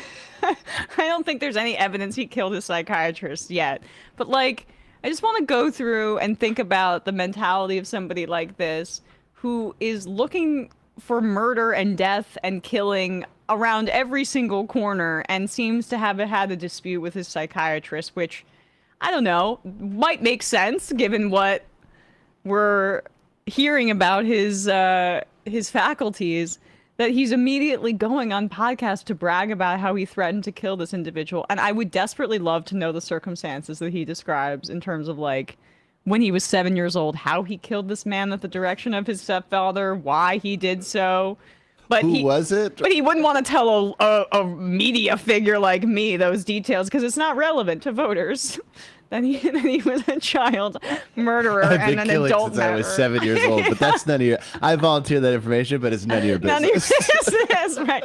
I'm telling everybody in that I can see in front of my face that I'm a killer and I love to kill, but don't ask me any further questions, or I'll kill you. Follow-up questions about my killing mean, you know what it means, right? Right. He was So- trying to intimidate Kyle Clark. He was. He's and he won the nomination. He did. He's going to be going up against Phil Weiser. I think that's his last name. Yeah. The guy who defeated Michael Bennett in the gubernatorial primary there. So Colorado is a pretty blue state at this point, but we'll see if this message resonates. Do you think there'll be one person in the state who voted for Melat Kiros and him? I would love to meet that voter. If they do, it's probably as a gag. Out West says, Emma, you won't believe Victor Marx's dad's first name. I'd heard Carl? it is Carl. Is that the dad who made him murder? No, the stepdad. Oh. Maybe if Karl Marx stuck around, Right. he wouldn't have had to become such a killer, and he could have been embraced by the warmth of collectivism. That's why he became a killer, is because Karl Marx abandoned him in his childhood, and you don't get over those formative memories. Steve, Communism always leads to murder. that's what I've been told. Steve Austin, I really miss the days when mentally ill people didn't have access to a microphone, let alone being interviewed as if they were serious individuals. As if he's the nominee for the GOP. Yeah. Like, you have to take him seriously. Voters really enjoyed, I guess, Republican primary voters in Colorado were really swayed by his ability He's to going to kill. pull a gun out at the debate. Really? He's going to put a gun to Washington. Yeah. Say it again. Yeah. I dare you to say it again. You're going to bring up that I like to kill? How does it feel to be in a debate with a man who could kill you? Wiseman.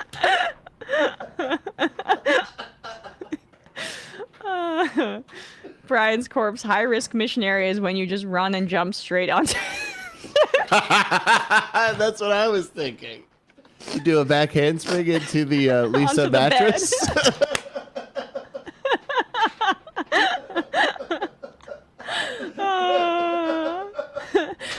Brian's corpse is consistently one of our funniest IMers. Because I remember that other one. And you know which one I'm talking about. Bullbrog, what the F did you just effing say about me, you little bitch?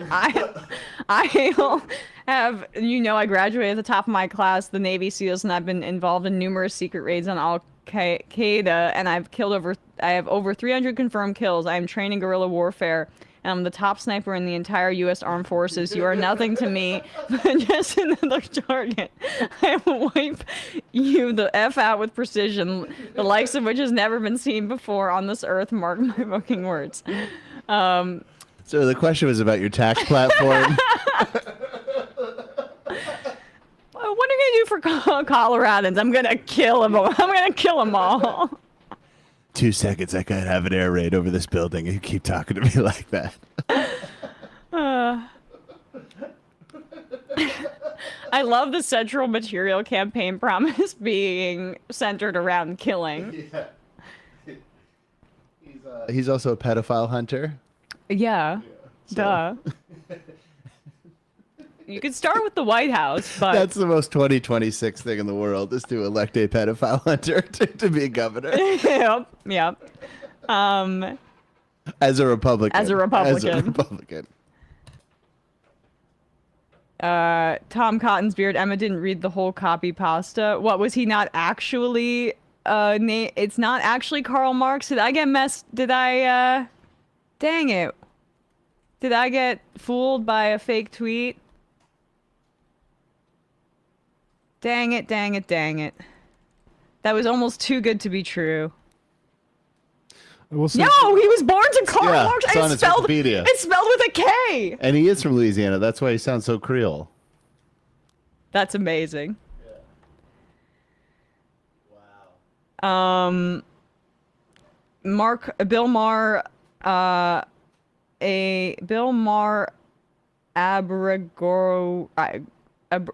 Maher Abrego Garcia. Okay. Yeah, I don't know if we need to do that. Whatever, yeah. In the future, but thanks for the. My 65-year-old dad is obsessed with Victor Marx as a candidate, and when I asked him what he liked about him, he just showed me the videos of him 15 years ago doing world fastest gun disarmament. That's what I like in a politician. Brian's horny corpse says, "Stolen valor. I was the original, usurped by Brian's corpse." I don't know who to believe at this point. Science is political. Emma, I'm from Colorado. Trust me, it's Karl Marx. We can't stop laughing at it in Colorado. I don't blame you. Victor, one thing we agree on, he opposes flock cameras, which I think we oppose them for different reasons. Well, yes, I think so too, because that might be evidence of the killing.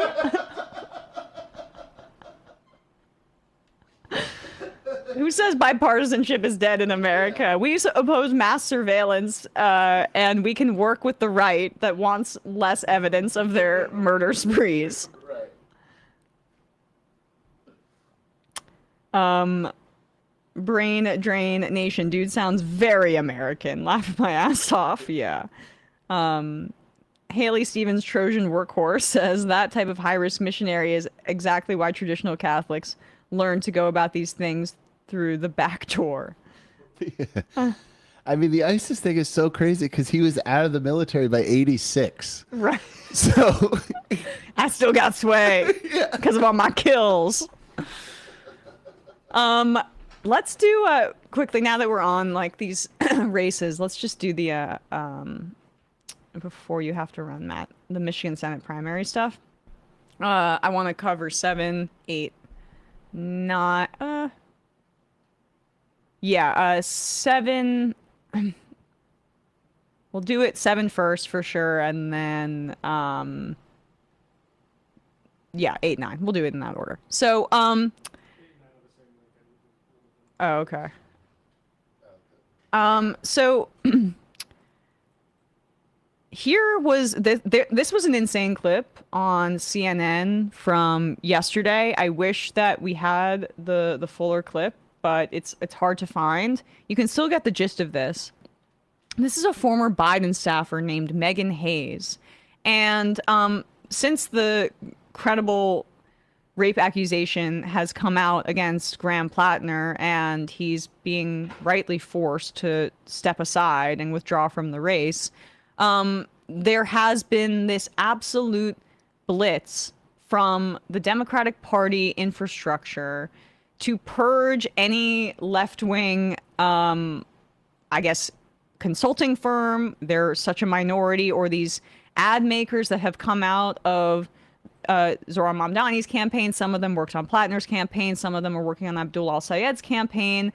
Some of them worked on Tom Steyer's campaign. And they have an effective media strategy that is really threatening to a Democratic consulting class that makes a lot of money on fees from large-scale digital and media ad buys and commissions that go into their pocket, and other ways that corporate campaigns are run in a much more lucrative fashion because they're more well-funded. And these consultants have become really powerful within the Democratic Party. So they hate campaigns like Abdul al-Sayed's because it's built on the backs of canvassing and people power and small dollar donations. And yeah, they'll have maybe, fight agencies come in and then doing some work for them, but this is outside of the consultant kind of Frankenstein that has come out of Citizens United and the corrupting nature of our politics. It's a threat to them. So they're taking every opportunity right now to try to use this sexual assault accusation to discredit left-wing candidates more broadly. This is just disgusting stuff from this woman, and I was happy to see the anchor push back, where she tries to tie Abdul al-Sayed to Graham Plattner.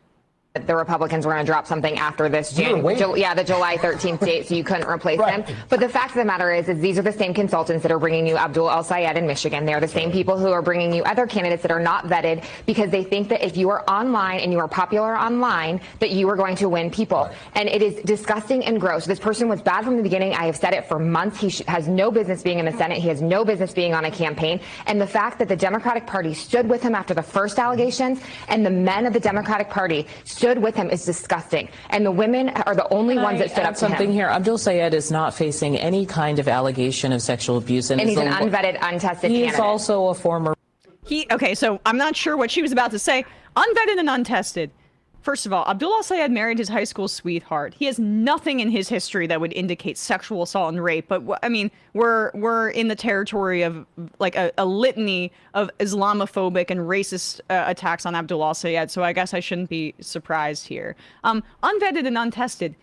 Abdul al-Sayed ran for governor in 2018. He's already run a statewide race. He was already a public official. He's already won a statewide race where they had a vetting process, and he's already been a public official. What are you saying about him being untested? Because what you mean is going to cut off arms to Israel and going to run a campaign in a way that threatens my bottom line. Because as we look up, you will be shocked to know that this woman who served as the deputy communications director on Biden's 2020 campaign, then ended up serving in the White House as a strategic messenger, went on to, become a principal at West Shore Strategies, a consulting firm with ties to Biden. It's so weird how all of these consultants who go on cable news, who do not disclose that they are financially invested in the old way of Democratic campaigning that has led to fascism, have their knives out for Morris Katz and anybody that's been associated with Plattner. Anybody who donated, I've seen. Yes. Because they don't like that they're becoming irrelevant, and this is being laundered as actual political analysis. It's disgusting. There's some other horse shit that I don't know if the folks took issue with later in the clip, but she says the male Democrats stood by Plattner after the first allegations. First of all, the first allegations weren't sexual assault allegations. Second of all, in the polling, it was main women who supported Plattner, and it was main men who supported Collins. So I don't know what she even means by her whatever high horse she was on about the men who supported Plattner. People supported him through those first allegations, and now his support has evaporated, and we are where we are now. I wonder how she would feel about similar things happening to, I don't know, Bill Clinton or Joe Biden. Right. Well, exactly. boss? Yeah. I mean, and I mean that DeRosa, the Cuomo lady, is making the rounds too. Like it's these people know what they are. They know that they're not actually accountable. They know it's deeply cynical. We should understand that, like, this is a very wounded animal in terms of the establishment here, and they cannot pass up an opportunity. So when Neera Tanden acts so brazenly, people shouldn't be in disbelief that she's acting that way. They can only act this way. This is the only way they can win. They cannot afford to pass up any kind of opening that, unfortunately, a candidate might give them. And they're doing victory laps about this Plattner stuff too, because this is about this inter-party infrastructure fight that threatens their gravy train, because activists, because DSA, again, DSA not associated with the Plattner campaign, but DSA and other races, DSA had been having so much success.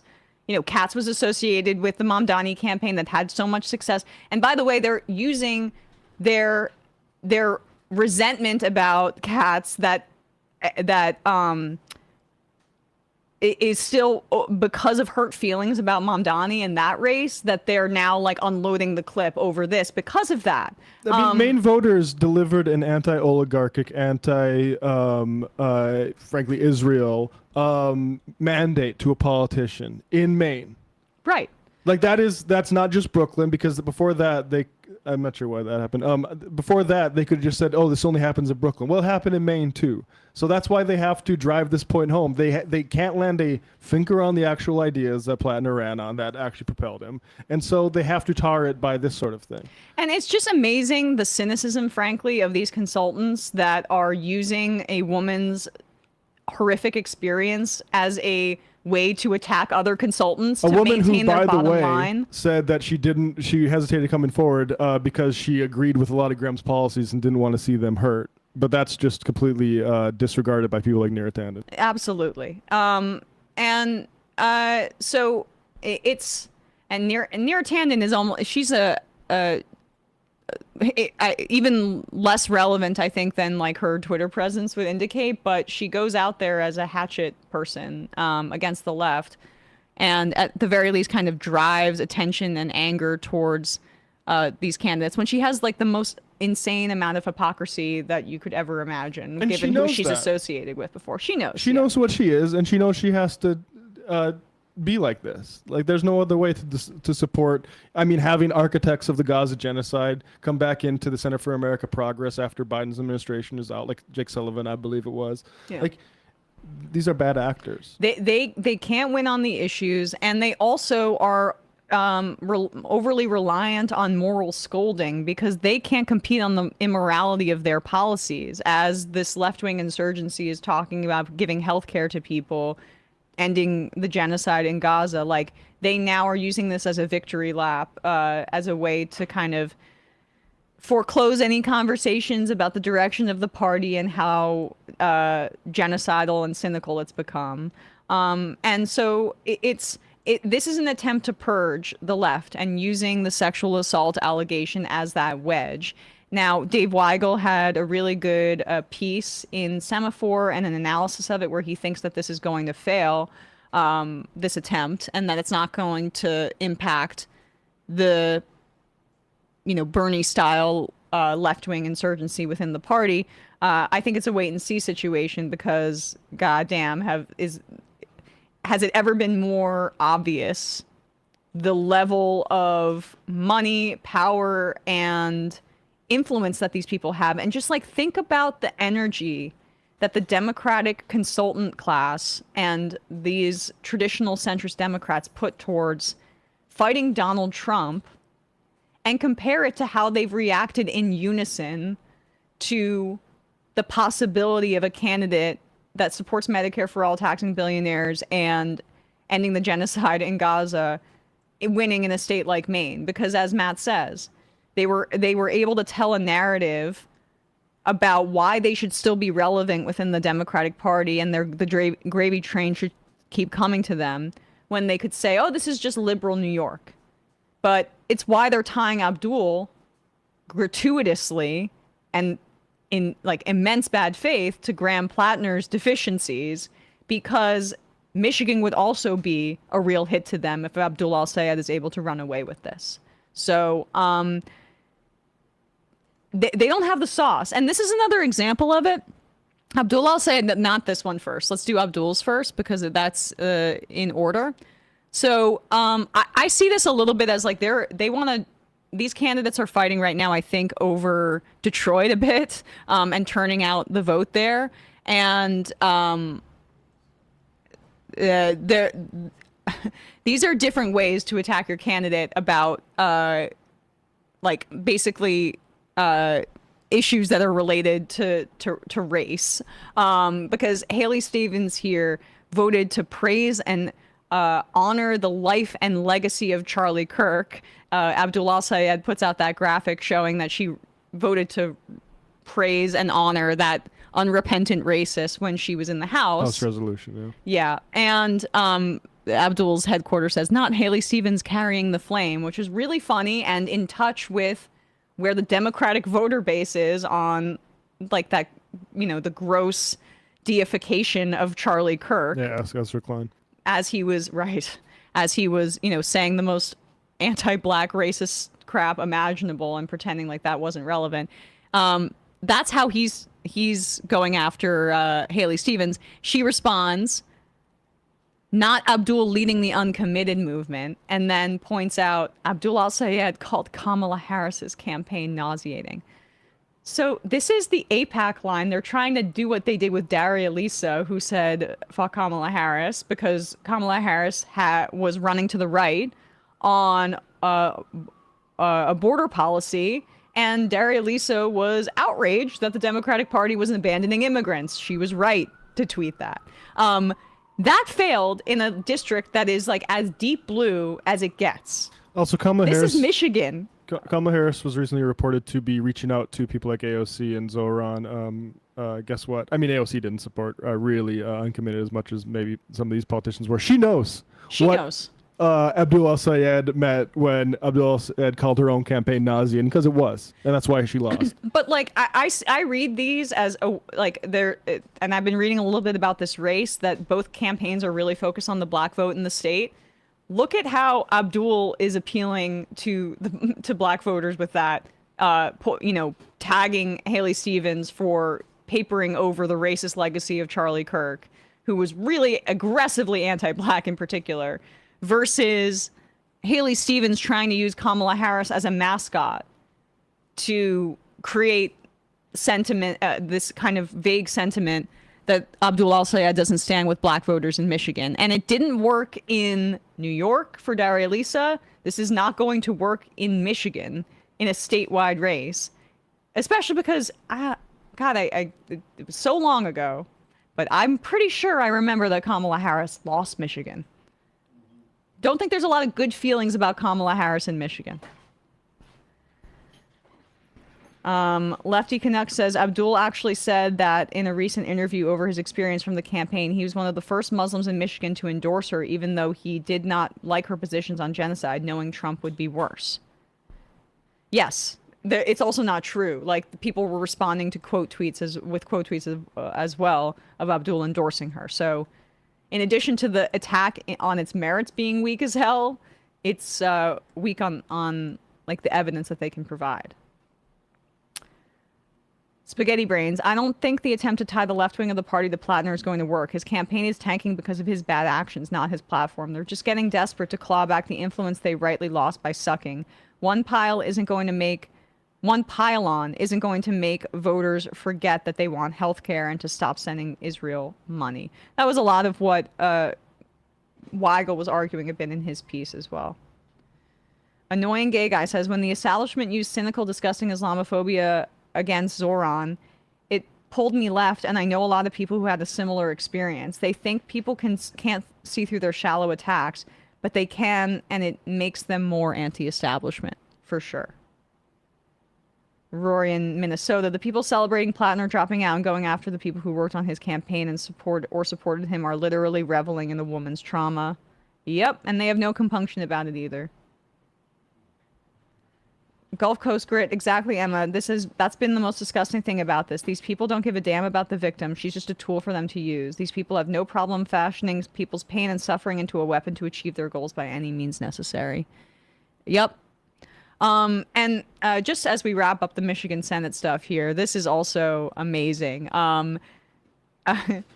Abdul Al-Sayed's website, they made a website, HaleyFacts.com, and you should go to it because it's the infamous video of her screaming about how Israel comes to her in her dreams. Once again, Haley Stevens is not a Jewish woman, but this was in the wake of October 7th, around the holiday season. She gave a speech in front of a Christmas tree as if she was some sort of like pastor as well in her intonation. It's a psychotic video, and I'm very grateful that the Abdul Al-Sayed campaign is aware of this, so much so that they made a website that looks and sounds like this. It's genius. So the video just plays on a loop in the background, and Brian, click that big button. And in the United States Congress, I will continue to fight for the people of Israel. I will continue to fight for Israel's existence. That's not how you hold a mic. Israel comes to me in my dreams. I see Israel's future. That's wait, don't pause. You can pause it, but go to make it stop. That's the donate button. There you go. So HaleyFacts.com, and then the donate button is the big red make it stop. You guys are killing it. You're killing it. She was actually asked about this on CNN. Which is also incredible.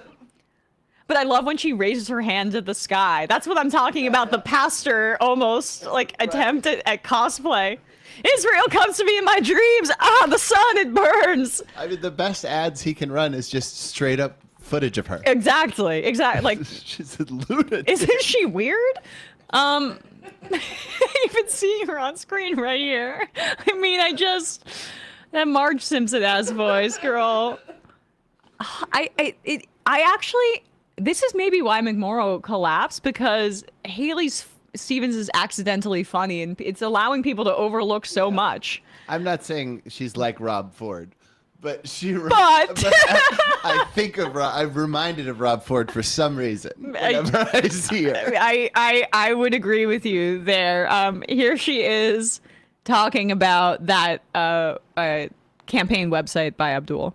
Let's talk a little bit about your opponent, Abdul Al-Sayed, who has criticized you on Israel in particular, and of course with the war in Iran back at the top of our show, back at the top of the headlines today. I want to play something that he has used to create a website attacking you. If you go to the website, it just plays this on a loop. I want to show it to our viewers. We'll talk about it on the other side. Watch.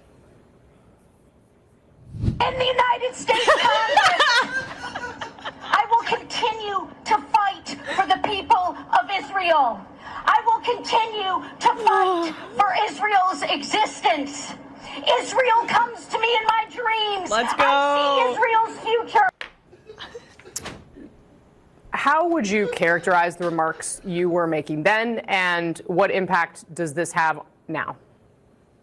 Sure. Look, I was standing with the Jewish community and a group of hostages who were in pain, people who had just gotten released from the Hamas tunnels. It was a very emotional moment, and I have been certainly very dedicated to standing by all Michiganders who have experienced pain as a result of a war that was started multiple years ago, and frankly, a war that Benjamin Netanyahu has mismanaged. And he has failed to bring peace.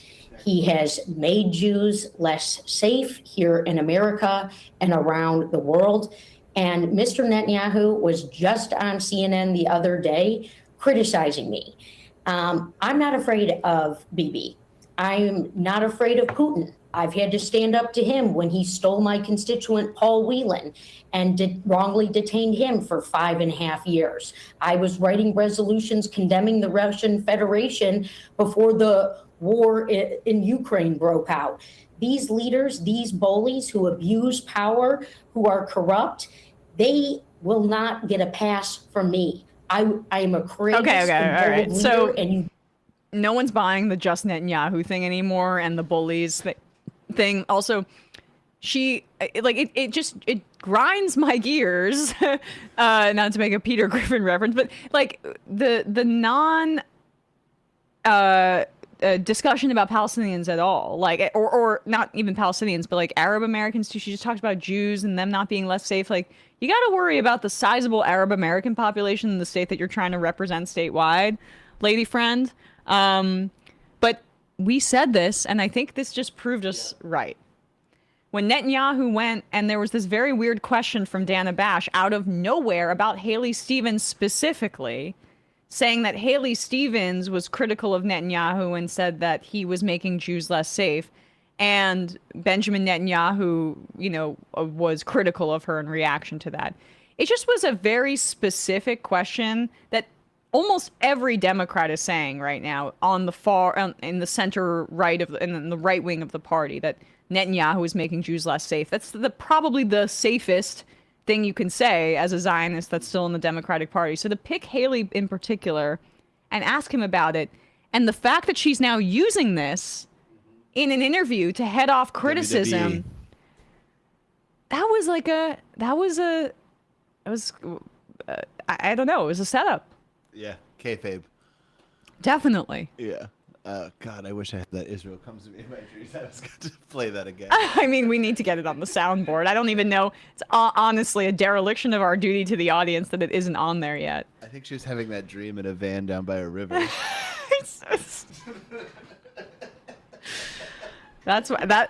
Chris Farley would be really good at portraying her running through people like she promised. How she's going to address Israel-Palestine is she's just going to run at Netanyahu physically as hard as she can and hope she causes that shoulder right in his chest. Knock the wind right out of him. Putin gonna kick him in the balls. Those Russian rubles. Ugh. I just kicked the desk and kind of hurt my knee. And by fighting, she means drawing up resolutions to condemn. Mm-hmm. That's fighting. Hey, she was Russia. No, Russia, stop. Stop it. Hey. Stop it, Russia. Stop being like that. See, because she's exactly Alyssa Slotkin, and I wish that we could just flip them. Yeah. Slotkin sucks. I wish she's way more slick. Right. With that bob. I wish they could just switch them. For entertainment's sake. Owen from Boston, I find it strange. It's so easy for these news anchors to pronounce Abdul's name, and yet they still struggle and act like they struggle to pronounce Mamdani's name correctly, despite it being objectively easier to say. I don't know, just food for thought. It's Sam always talks about this. It's the Rush Limbaugh trick, which is funny because Sam actually just can't say names. Yes. But it is a Rush Limbaugh method where like you say the guy's name wrong as a way to illegitimize them. Yep. They do it with you know who's still doing it is Rahm Emanuel. I listened to him in, of course, Tel Aviv or whatever last night, talking about Zohran Mamdani, and he's mispronouncing his name on purpose. It's pathological. Speaking of him, maybe in a second. I'm going to open up the phone lines, actually. We'll take some calls today. 646-257-3920 is the number. 646-257-3920. Not Andrew Cuomo writes in, I think that Haley Stevens gal is really great, actually. A moral leader with a captivating voice and a very expressive look. Reminds me of a certain handsome former governor. Plus, at least she's had a job before. Thank you. Definitely not Andrew Cuomo. Gulf Coast Grid. I propose a resolution that Haley Stevens is no longer allowed to speak in public unless she pounds a podium every other word. Agreed. The debate was wild. I know. Everything she said. Thank you for having me here.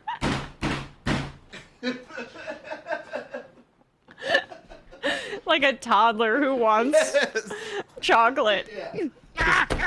Banging a fork and a knife on their tray. I want my cookie now.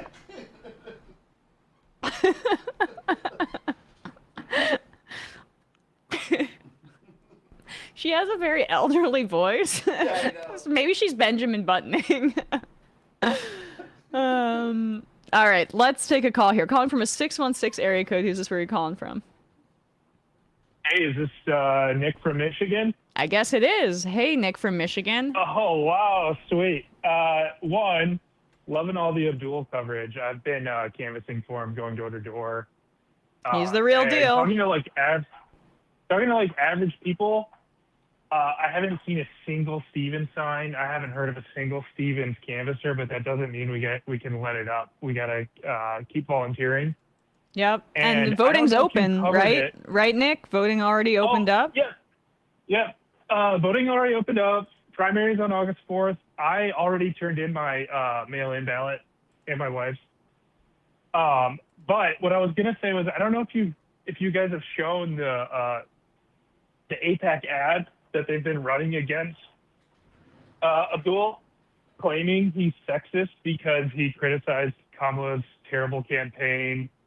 He said Michelle Obama's nutrition plan wasn't good. Well, see, this is more evidence. So out of context. This is evidence, Nick, of what I'm saying, that this is a battle over the black vote in Michigan right now. That's what this is about. Yeah, that's what the Charlie Kirk thing is. Canvassing. Yeah. Go ahead.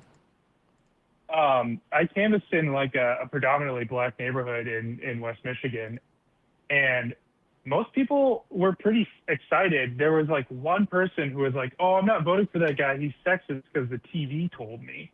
Yeah. And when something like that happens, you just move on to the next house. But I had a lot of good reactions in a predominantly black neighborhood for Abdul, so I'm feeling pretty good about it. And I was really excited to vote for him. Well, that's awesome that you get to vote for him. It's a very nice feeling, I will say. Getting to vote for Zohran Mamdani was the proudest vote I've ever cast. Oh man. Because when I voted for Bernie Sanders in the 2016 and 2020 primaries, it was just ceremonial, it was already over. Zohran in the primary and then the general was just, it's a great feeling. And so I'm just excited for Michiganders that they get to have that experience, and hopefully it's the right, the outcome that we're all hoping for. But oh yeah, for sure. I have one last thing, and then I'll let you go. So this was a personal thing that happened. My mom voted for Mallory McMurrow on her mail-in ballot before she dropped out. Oh. And I teased her a bunch about it.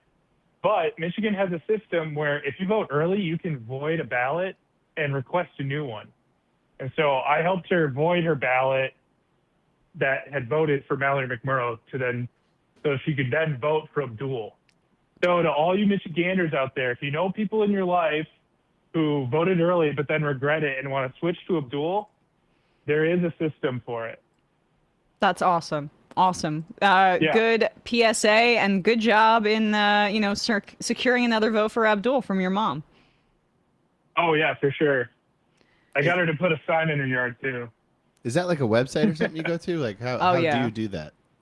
Void her. Well, so the Michigan State government website is really easy to use for voting. It's really easy to register to vote. It's easy to register for mail-in voting. I helped a few people do it while I was canvassing. So, yeah, I can't give you a step-by-step over the phone. Right, but you go to the website. That's where it starts. Yeah. If you go to michigan.gov/vote or something like that, I would Google Michigan voting personally. We got you. I would have just, yeah. Good to know. Thanks so much. Thanks for taking my call. Appreciate it, Nick. Thank you. Left is best. Left is best. Bye. Bye. We'll take another call here. Calling from a 315 area code. Who's this? Where are you calling from? Hey, can you hear me all right? You are a little hot on the line, so maybe if you could back off your phone or take off a headset. Yeah, let me take off my headset real quick. Cool. All right, is that better? Much better. Who's this? Where are you calling from?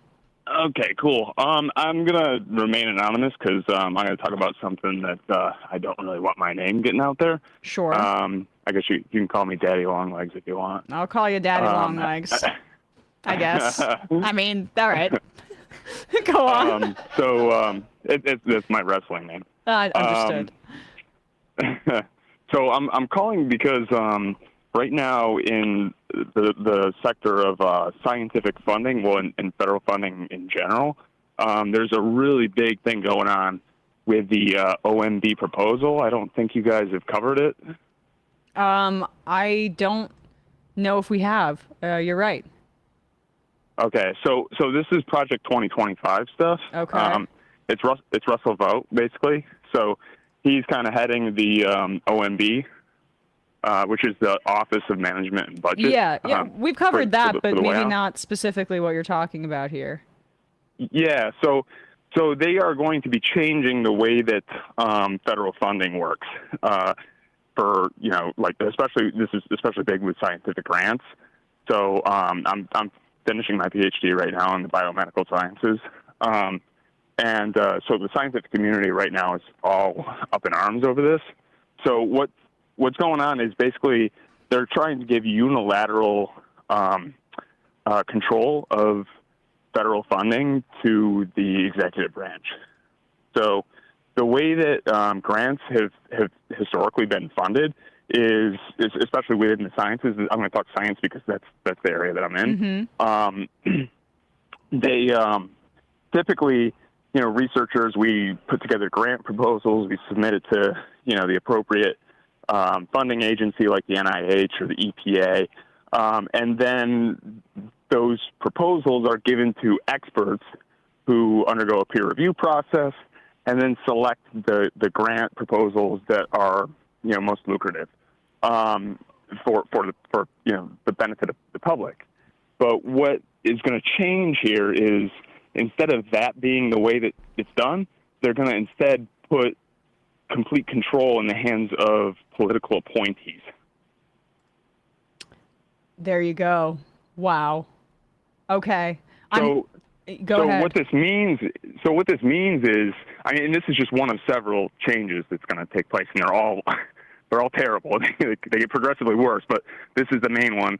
So essentially, if this happens, we can expect to see, the next time that there's a disease outbreak, instead of, the NIH and the appropriate agency scientists handling this and distributing grants to legitimate researchers who are trying to study the origins of the disease, they can hand it to whoever they want, who we can expect to see things like, there's a disease outbreak and they get somebody who's going to conclude that the reason why we're seeing a disease outbreak is because of immigrants. Or, the climate catastrophes continue to get worse. And the reason for that is because of, the LGBTQ community, et cetera, et cetera. Right, right. So this will allow them essentially to use this scientific agencies and scientific federal funding to create whatever they want the truth to be. I'm going to look into this and make sure that we can, cover this in going forward. I appreciate the call. And because have you seen any public reporting about this? So there has been in written media, but as far as news stations and whatnot, I haven't seen anybody cover it. The only, even in the independent media, the only person I've seen cover it is Professor Dave, and he had Elizabeth Genexi on to talk about, or not Elizabeth Genexi, I'm sorry,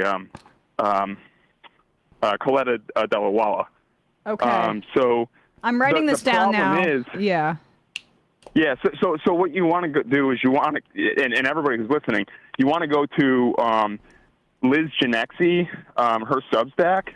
So Genexi is spelled Ginexi. Mm-hmm. And so again, it's Ginexi. So her Substack details all the changes, proposed changes, and also how to write public comment and submit public comment. And then and it's not limited to just federal funding. Not just the scientific federal funding. It's federal funding generally as well. Well, thanks for the heads up, caller. We're going to look into this further. Okay. One last thing. So this also the public comment period ends on this on July 13th. So we only have until Monday to submit public comment. Okay, I'm glad you got through then. Please, if you can, submit public comment. We're having Tim Pool USA writes in, the caller about the new OMB rules for federal grants is spot on. I'm in the academic sciences, and this is a huge deal. It is something that will fundamentally change what science means in the U.S., potentially catastrophic. I'm also seeing, as you're saying, these letters, open letters from the American Association for Cancer Research urging them to rescind this rule as well. So this is really important, and I appreciate the heads up. Thank you. Thank you. They'll also be able to terminate our grants at any time, too. Absolutely batshit. Thanks for the heads up, caller. It's crazy. Yep. Yeah. Thanks so much for taking my call. You guys are great. Left is best. Left is best. Thanks. Yikes says, I administer grants for EPA and can confirm that the grants changes are a huge effing deal. There are already 100K public comments on the proposal, but it's 100% worth submitting one. The public comment period closes next week. Leftist Big Pharma plug. Yes, this caller is 1,000% correct. This is part of the Schedule F change. It's also thanks to the Loper v. Bright case outcomes, aka overturning of the Chevron decision. Okay, this is something that we will be covering next week for sure, given its importance. I appreciate the heads up from the caller. Do you want to do this actual friends thing? Yeah, sure. This is Oh, wait, hold on. Let me. My cold will not go away. So this is one is Portnoy throwing his hat in the ring for mayor of New York City. He's already done this, but I guess he wants to go on Actual Friends to talk to a bunch of actual friends. This is I don't know where he's. Oh. This is Actual Friends reacting to a clip of Dave Portnoy. Oh, they couldn't get Dave? I guess he's not Actual Friends. So Dr. Drew and Dave Rubin have their thoughts on Dave Portnoy potentially challenging Zoran Mamdani in the next mayoral election, which is a few years away, by the way. For society. But I'll tell you what I would do, which would be a little shift from Mamdani. He's got these idiotic politicians who don't know what the internet is, and he uses it like a weapon. He's never gone up against somebody who can be like, not so fast. Like, you think you're good at the internet? I'm pretty good at the internet myself. Oh. So it would be a very different type of What's being good opponent at the internet, for him. Dave? What is that? Sliding into 19-year-old girls' DMs and bringing them over allegedly to your Nantucket house and then violently sexually assaulting them, as was alleged in Business Insider, allegedly? Or taking a bite of pizza and going 6.4. Yeah. 6.4. I know how to use the internet. And I mean, it's honestly so amazing to see these fragile men and conservatives that can't contend with the idea of delivering for people in a material way have to reduce Zoran's popularity to his social media activity. He's winning over older voters right now who aren't on the ticky-tacky buddy, and they're not getting the sexy videos. They're just seeing Zoran try to deliver for people. It's just more examples of how everybody in the mainstream media thinks voters are idiots. Exactly. It's just more examples. But what I really found funny in this is if you watch, they're trying, like, Dave and Jillian are trying to start a conversation about Portnoy. Dave Rubin is trying to start a conversation about Portnoy running for mayor and the excitement and trying to compare it to Spencer Pratt. But watch how Dr. Drew derails it into his own narcissism. Oh, that's so great. Him than what he's used to. It's almost like he's treating like how I was treating Wall Street. They don't know what to do when he's making these cutesy videos. I mean, Drew, what's your take on it? Well, I mean, he's making the case for a political campaign like Spencer Pratt put on, right? And they were. And so he's right, and I'm excited. I also know the feeling. I mean, I thought about getting into politics during the sort of COVID dark times here in California, and I was just like, we got to do something. Somebody's got to do something, and people go, "Oh, you go do something." I'm like, okay. I don't think I'm right yet. Maybe I don't know, but somebody's got to do something. By the way, a friend of mine is an Army. Oh my God, he really derails it. Ranger. He goes, "Your country needs you. I serve my time. Time for you to serve yours." Wow. I disagree with that, by the way. It gets under your skin. How about mayor, boss? But when those guys, I know, when those guys start talking to you like that, it gets under your skin. You feel like, okay, I've got a responsibility now because, yes, you did. So you gave your time. So, but it was not right for me. As we celebrate Oh 250 my God! years of- Okay. They got nothing done in that segment. It's just so funny to try to start a conversation. You know, an Army Ranger actually told me I could be, the country needs me. Commercial break. Now let's hawk some Bibles or whatever they're selling. Oh, how illuminating. They were so mad that nothing of substance came from that.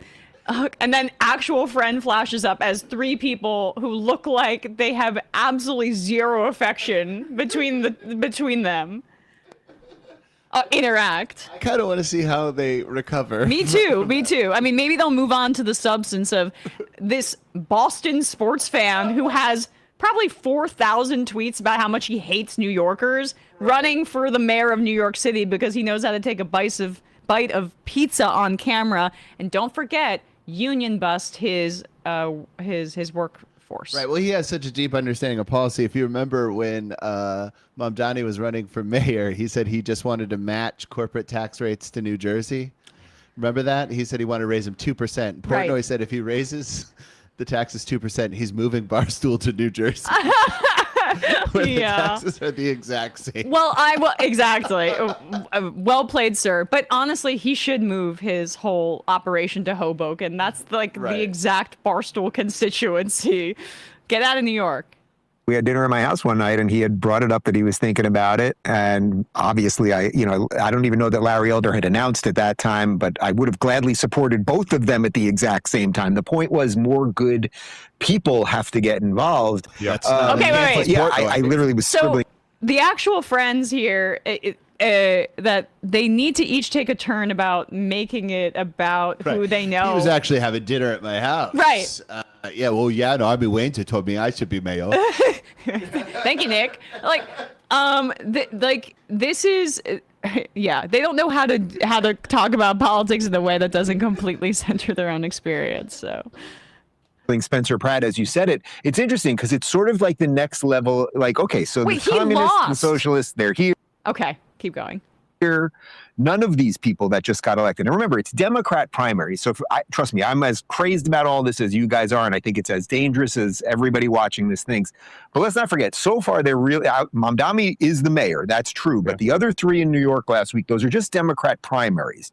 So you got to hope that in a general election, the average person, good luck, and you might be right, Jillian. I'm just trying to white pill it for a second here. You might.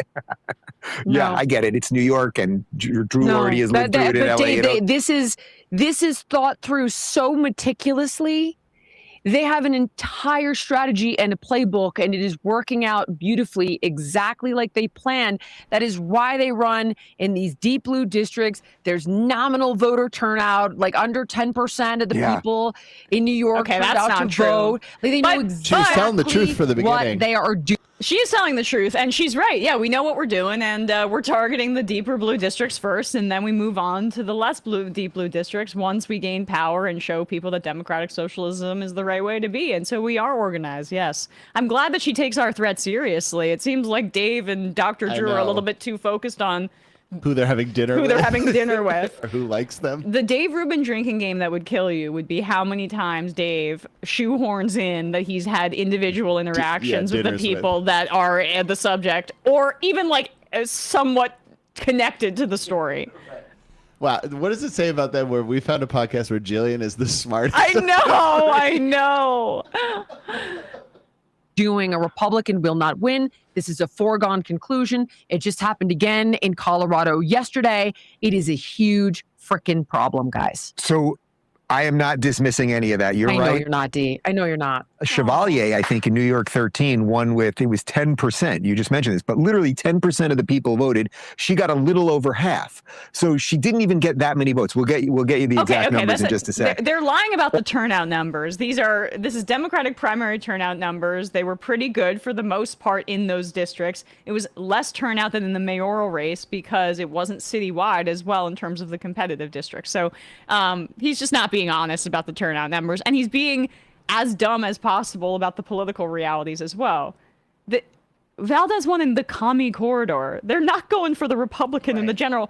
Are they even going to field a Republican in the general against her? And who did DAC beat? Yeah, Espaillat. Yeah, the chairman of the Hispanic Caucus. Like, yeah, you got to take that seriously. I mean, that's what Jillian's saying. Take it seriously.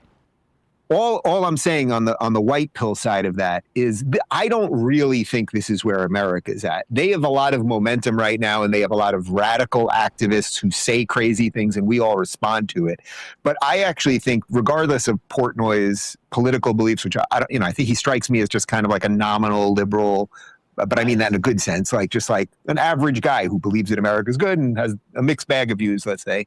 The fact that you'd be pushing someone like him into running is good, right? Like things that's like the rebound. Right. You guys. Who is pushing anyone into running except Dave Portnoy going out there and saying that he wants to because he saw Spencer Pratt get clout in LA. Yeah.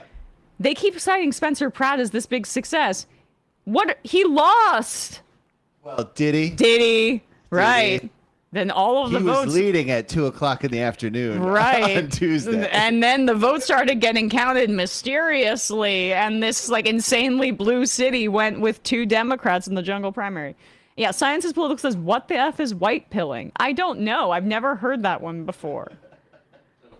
I think it's the pill he takes for his hair. I think we're good on this. Guy Island, I live in Maine, and many of my female friends were always preferred Warren to Sanders. They were skeptical of Plattner and are taking the latest revelation as further proof that the Bernie left is inherently racist and misogynistic, a movement dominated by upper-class white liberal men. Similarly, I see criticism from leftists online that this is proof of white progressives' blatant disregard for brown people abroad and international solidarity for support for a Nazi tattoo touting Iraq war veteran.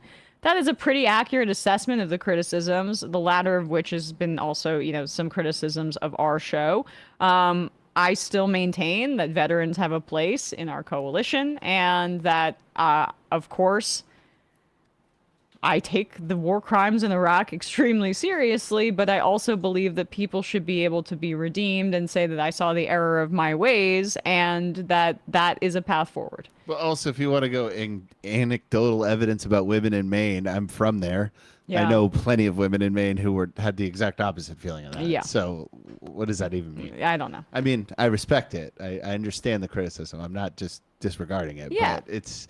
And like, I don't know. When we're talking about political power and winning political power, that's always going to be the first thing I foreground. And that's where I think we should have some focus. But obviously what this latest allegation is disqualifying. We're just restating everything we've said about this. Real Chuck Schumer, I think taking a bite of pizza and saying a number plus sexually harassing women is actually qualifying as long as you support Israel. My good friend Andrew Cuomo is proof of this. Oh, thank you, Real Chuck Schumer. Don't worry, Portnoy does support Israel. There you go. Oh, he certainly does. All right, let's take one more quick call just because we opened up the phone lines a little late, and then we will wrap up here. Calling from an 845 area code. Who's this? Where are you calling from? Good afternoon, Emma, Brian and crew. Sama is the Frankenstein monster that will be cobbled together in AI of all of the videos we've done together. It's when you talk about how you visited Peekskill from that previous 845 call. Yes. What's on your mind, caller? Quick things, I guess. The first one is when talking about Medicaid for all, seldom gets mentioned what's going to happen to the money that companies expend on our health insurance, or at least the half they pay for. Mm-hmm.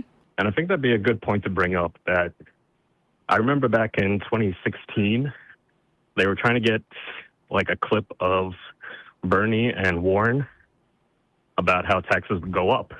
And they would counter by saying, but costs would go down, so you'd see a net benefits.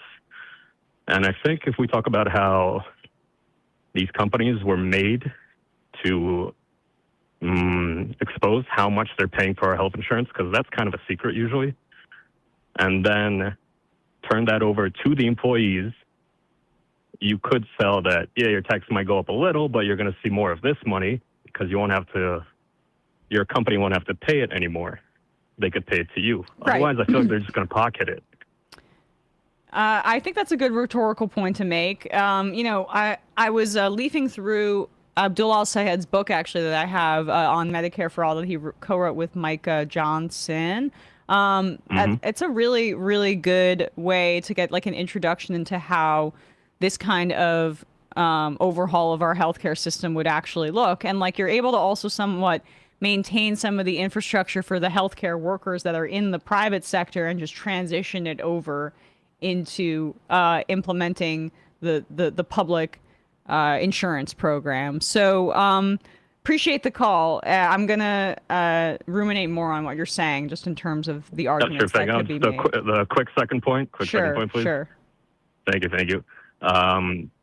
I am, in fact, your favorite hot stove. So I just want to also get a couple of production notes out there. Sure. Bully pulpits. There's something unpleasantly archaic about the term, although you have toned down its usage, and Mayor Mamdani used it recently, so that kind of makes it all good. Still, if you're going to say it, I think you should commit to the Teddy Roosevelt inflection. The bully pulpit. Okay. And canary in the coal mine, just retired for good. I'm sorry, but Emma, you used it 5 times when you were talking about the seltzer pole that turned out to be off mark, and it just kind of invokes that memory. So let's find some other bird to keep in a different extraction site. Okay, well, I'm so glad you've kept a tally on my professional failings and the words I used in those. Anytime. Thanks. All right, left is best. Thank you Love very it. much. A great way to end the call. It's perfect for my routine of self-flagellation. Emma's entering her 15th hour of speaking this week into a microphone. I think some things are going to be said over and over again. I think so too. All right, guys, gonna hang up the phone lines and we're gonna get out of here. Just read a few more IMs.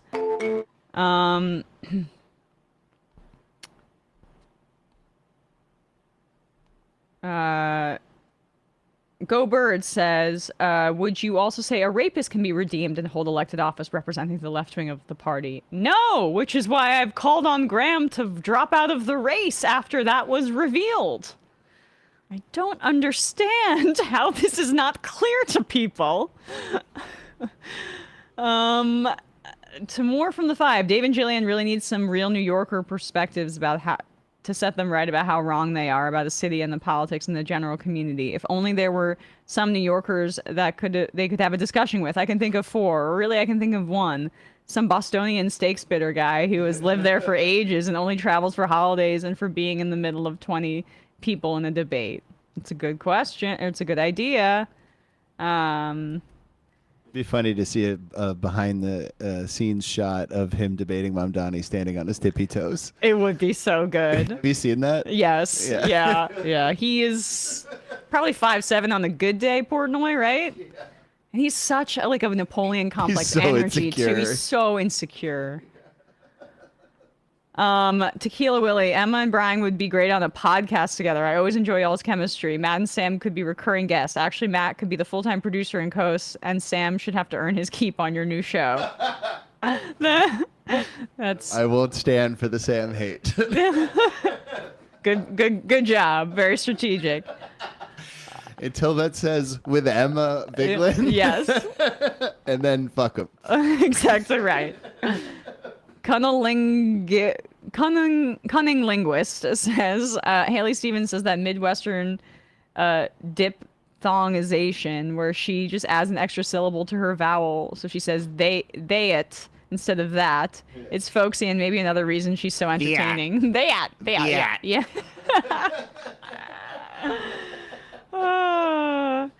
Nina in Norfolk. I saw a clip of Jillian Michaels running away from Anna Kasparian on the podcast because she couldn't handle talking about Israel. Yeah.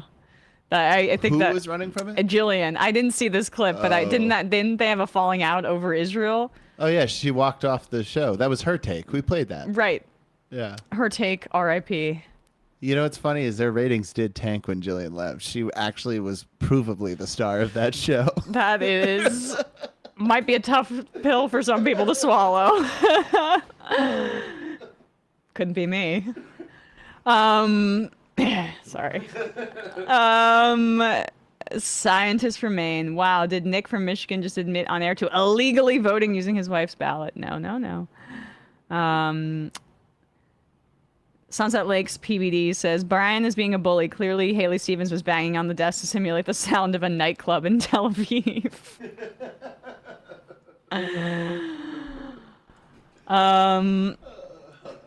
3 more. El Canipsion, this is extremely online, but maybe check out the soundbite of Haley Stevens saying, "What gives?" Hassan loops it over and over and over again. I love her folksy parts where she always says like, "You bet your pants, you bet your pants, I'll fight for you." I love her. That's the problem, is I love her. I know. I mean, I'm fascinated. There's certain people I'm just like Tim Burchett endlessly fascinates me too. I know. He is such a freak. He's such a freak. God.